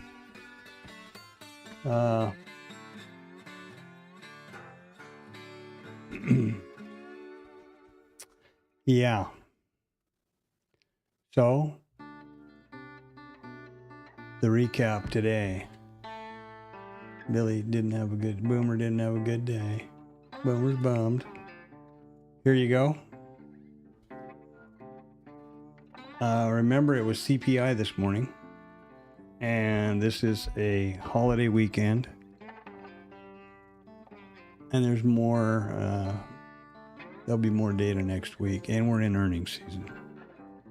None of those are excuses. Those are things you need to be aware of every day. Here's the day as it played out. Here's yesterday's RTH, that big sell-off. And that big sell-off yesterday that, you know, was pretty breathtaking. Remember that happened from about around 9:25 in the morning until that happened about an hour. This was about an hour's worth of selling. That was pretty breathtaking. And then they consolidated and hammered it down even further. All night you don't see it here, but all night we were way down here below. I had originally set up gap open, but we didn't have one, so good for us. Here is our high time frame or mark. First of all, let me say, in case you're new from this morning, every trading day at 8 o'clock, I do a market set up the bracket orders and go through all of this same stuff in anticipation of pre-market and what we're going to have for the day. Describe the charts, etc. But in case you're not here, let's do it now. In IRT, in every chart header of IRT, you'll notice the chart name, which won't mean anything to anybody, nor should it. Unless you want me to share the chart with you, then tell me which chart it is, and I'll be happy to do that. It's a chart definition. It's so slick, the program, the way it works. If you wanted to see this chart from me and you were running IRT, I would send you the definition. You would take it from your download and just drop it over IRT, and it would open, boom, right in front of your face. It's really incredible. It's a well thought out program. Anyway, there's the chart name, there's the instrument and the the chart type, then the periodicity and the session in all of them. So there you go. So this is my micro composite chart over here. RTH session only, daily candlesticks, micro ES. Wherever price overlaps, I draw a volume profile around them. And in so doing that, it generates this micro composite volume POC. These high and low volume nodes, which push automatically to bookmap, there's our all-time high. Now, POC and those things I will put into the all-time high. Tonight, after the close, I'll pull this over here like it's real simple. Just go like that. And there we go. Now,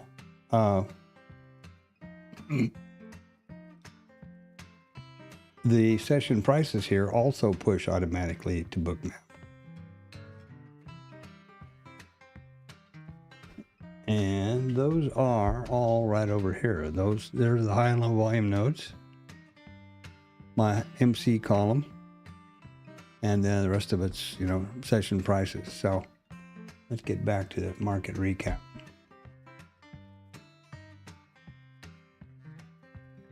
Oh, get out of the way, Mr. Water Bottle.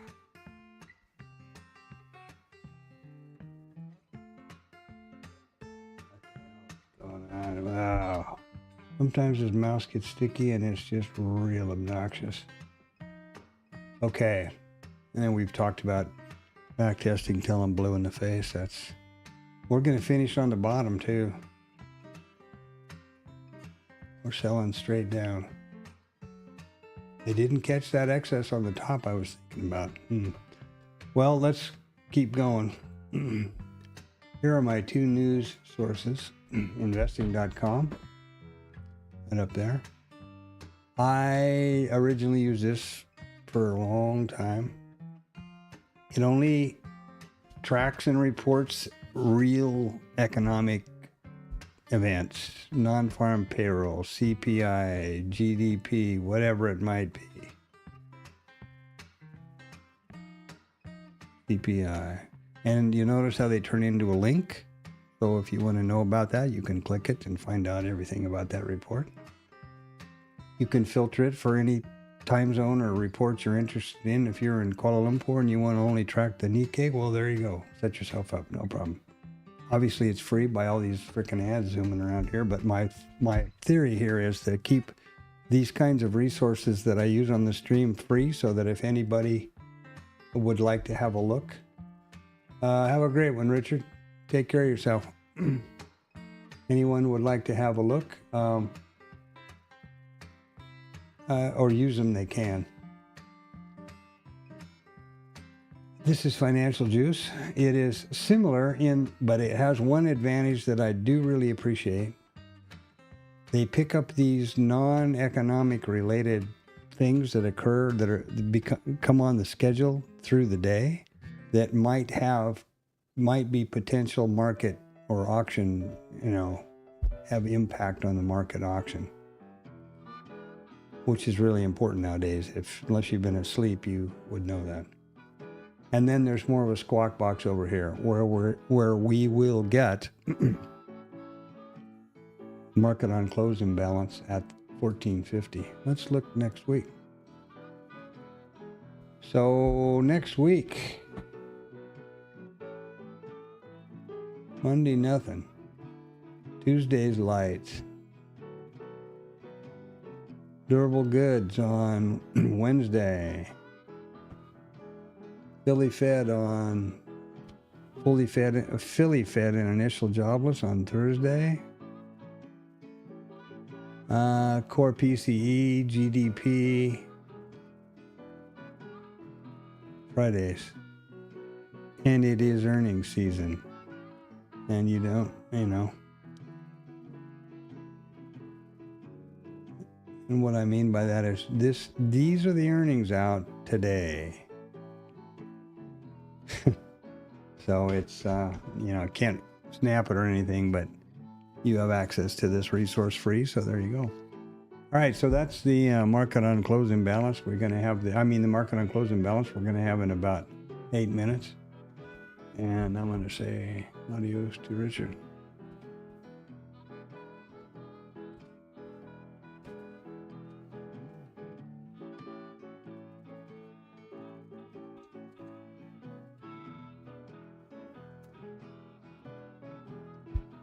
Yeah, I'm still disappointed with myself about that trade.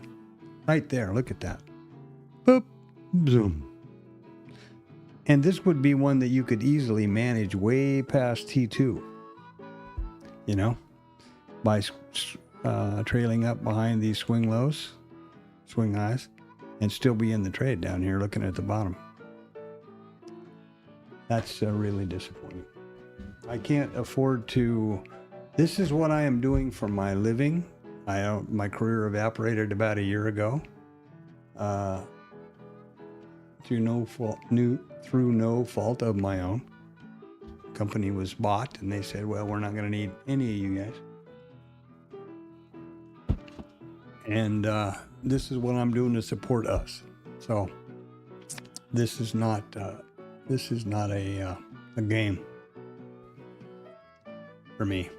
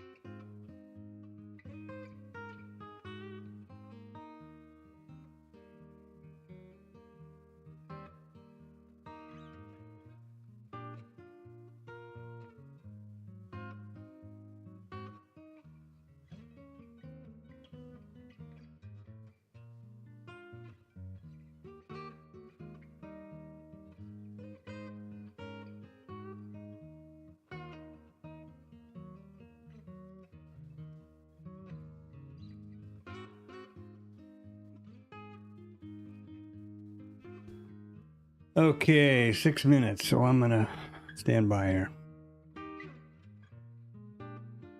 Now, let me point out that I don't chase, I don't FOMO. Yes, I'm disappointed that I was busy talking and didn't miss the only signal trade I had all day. That doesn't mean in a million years that I'm going to try to hit into these and chase it or do something to it to catch up.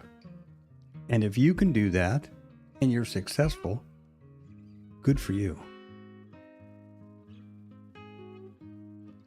This is not a my way or the highway stream. This is try to get better. And if you know a better approach or have a good setup, share it. No problem. it should be pretty obvious. I share everything, openly and fully transparent. So one other caveat, of course, this is live trades, dollars, my dollars, AMP futures.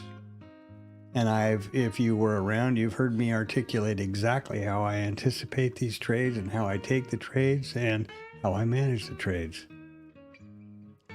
That is not meant for, nor is intended to be, financial or trade advice, because I'm not licensed to do that.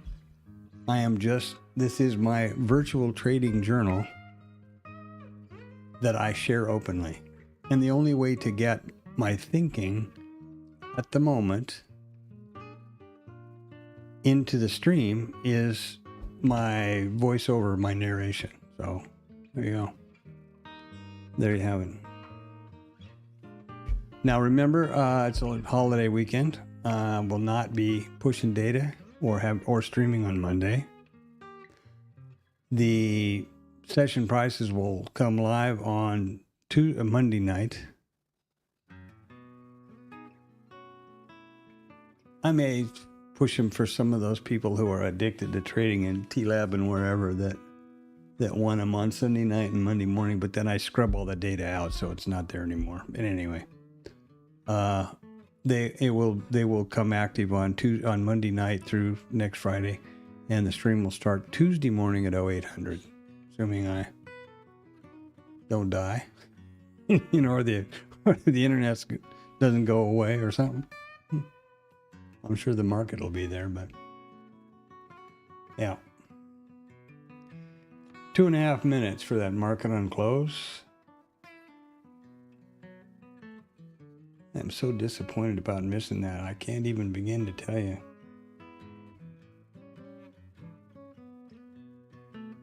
Whoa. Wow.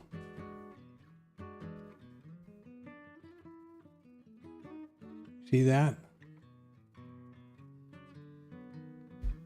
That's pretty big news. Oh, you can't see that. Sorry. This is from Financial Juice. Speculators turn the most short U.S. dollars since June 25.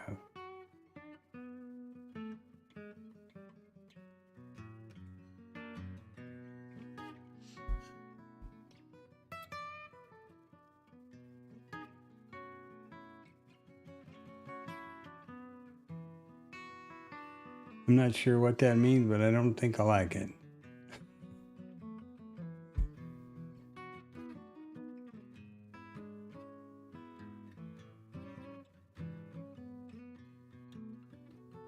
Yesterday was the highest market on close imbalance orders I've ever seen.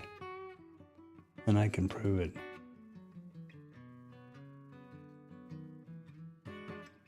$2,900,000 S&P 500 contracts to sell. 1,672,000,000 NASDAQ 100, 87 million Dow 30, and 915 million sell-side Mag 7. I've seen over 1 billion more than once, but never almost 3 that I remember. I mean, hey, I could certainly have. I might well have and just don't know it.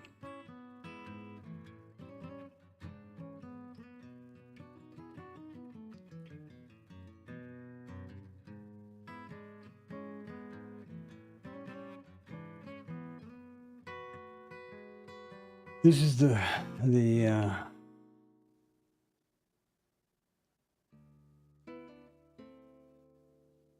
well,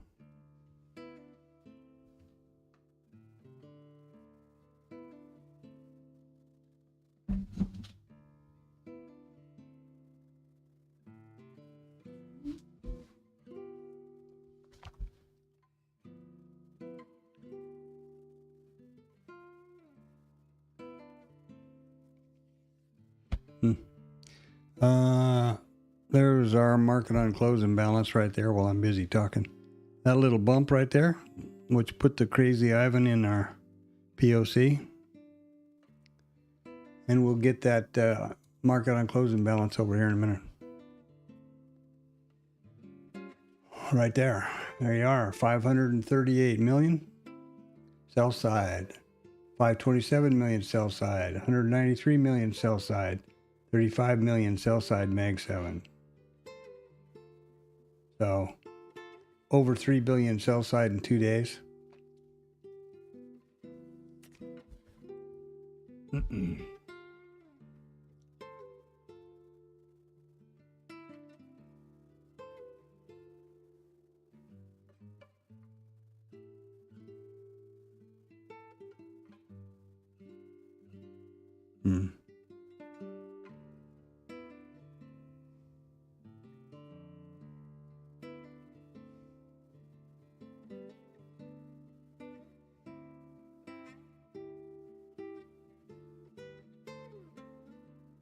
Imagine if you were trading in a league where you trimmed your S&P position by 6,500 contracts. And we think they're chasing our stops. You know, it's just, I think that's like, I won't say it. I won't say who that reminds me. Yeah.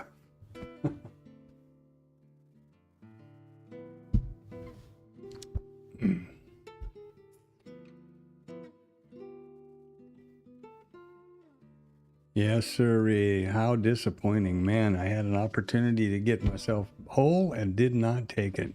Man.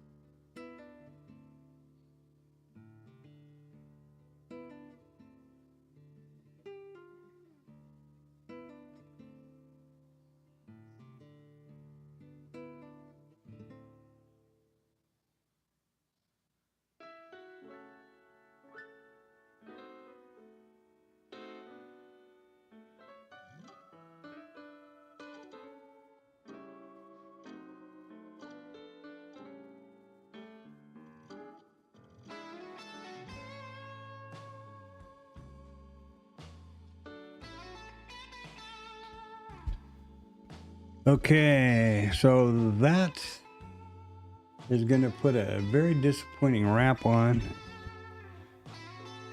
this week. I hope you have a great long holiday and happy Valentine's Day to you and yours. That's tomorrow, boys, so get out there and get some cards quick. Remember that you are the most valuable, critical piece of equipment you've got in your trading office, and mine is needs to go to the shop apparently after this afternoon.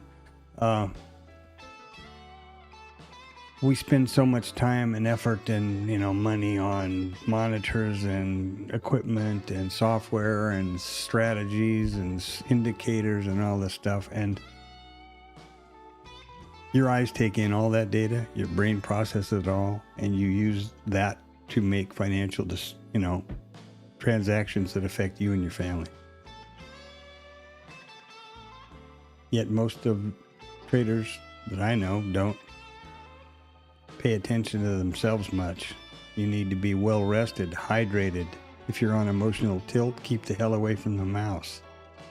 Stay fit, exercise regularly.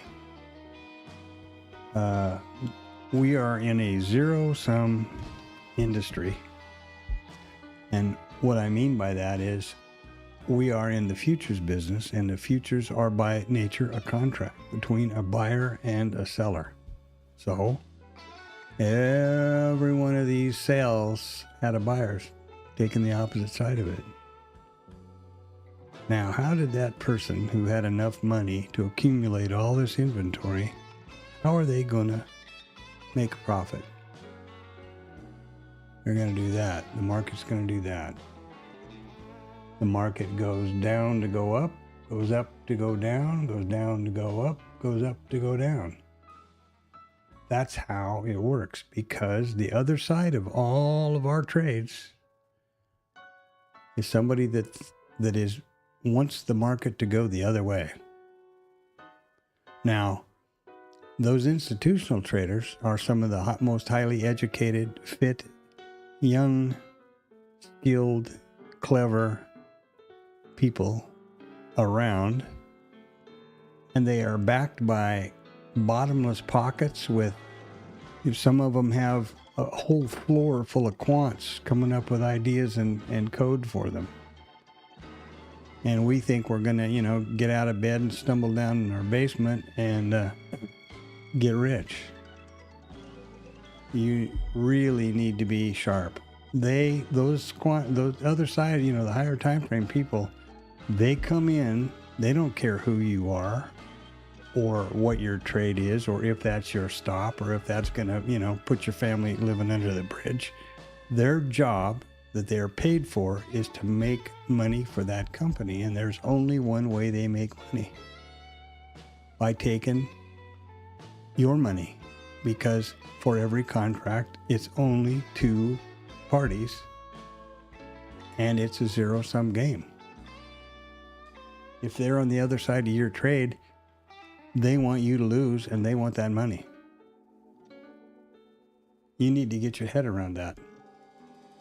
It's not like the stock market. A big pool of stocks out there, and there can be buyers and sellers, and nobody's, hurting anybody's feelings. But this is a zero-sum industry. Very important to understand that. And there's never never can there be more buyers than sellers, because it's a contract. The market goes down because sellers are aggressive and they cross the inside market and hit the bid. Now, these are resting orders. This is resting liquidity. Sure, there can be more resting liquidity on the buy or sell side than the other. That's no problem. I'm talking about executed trades. And if for the market to go up, the only way it can go up is for buyers to come across the inside market and hit the bid, or raise the ask.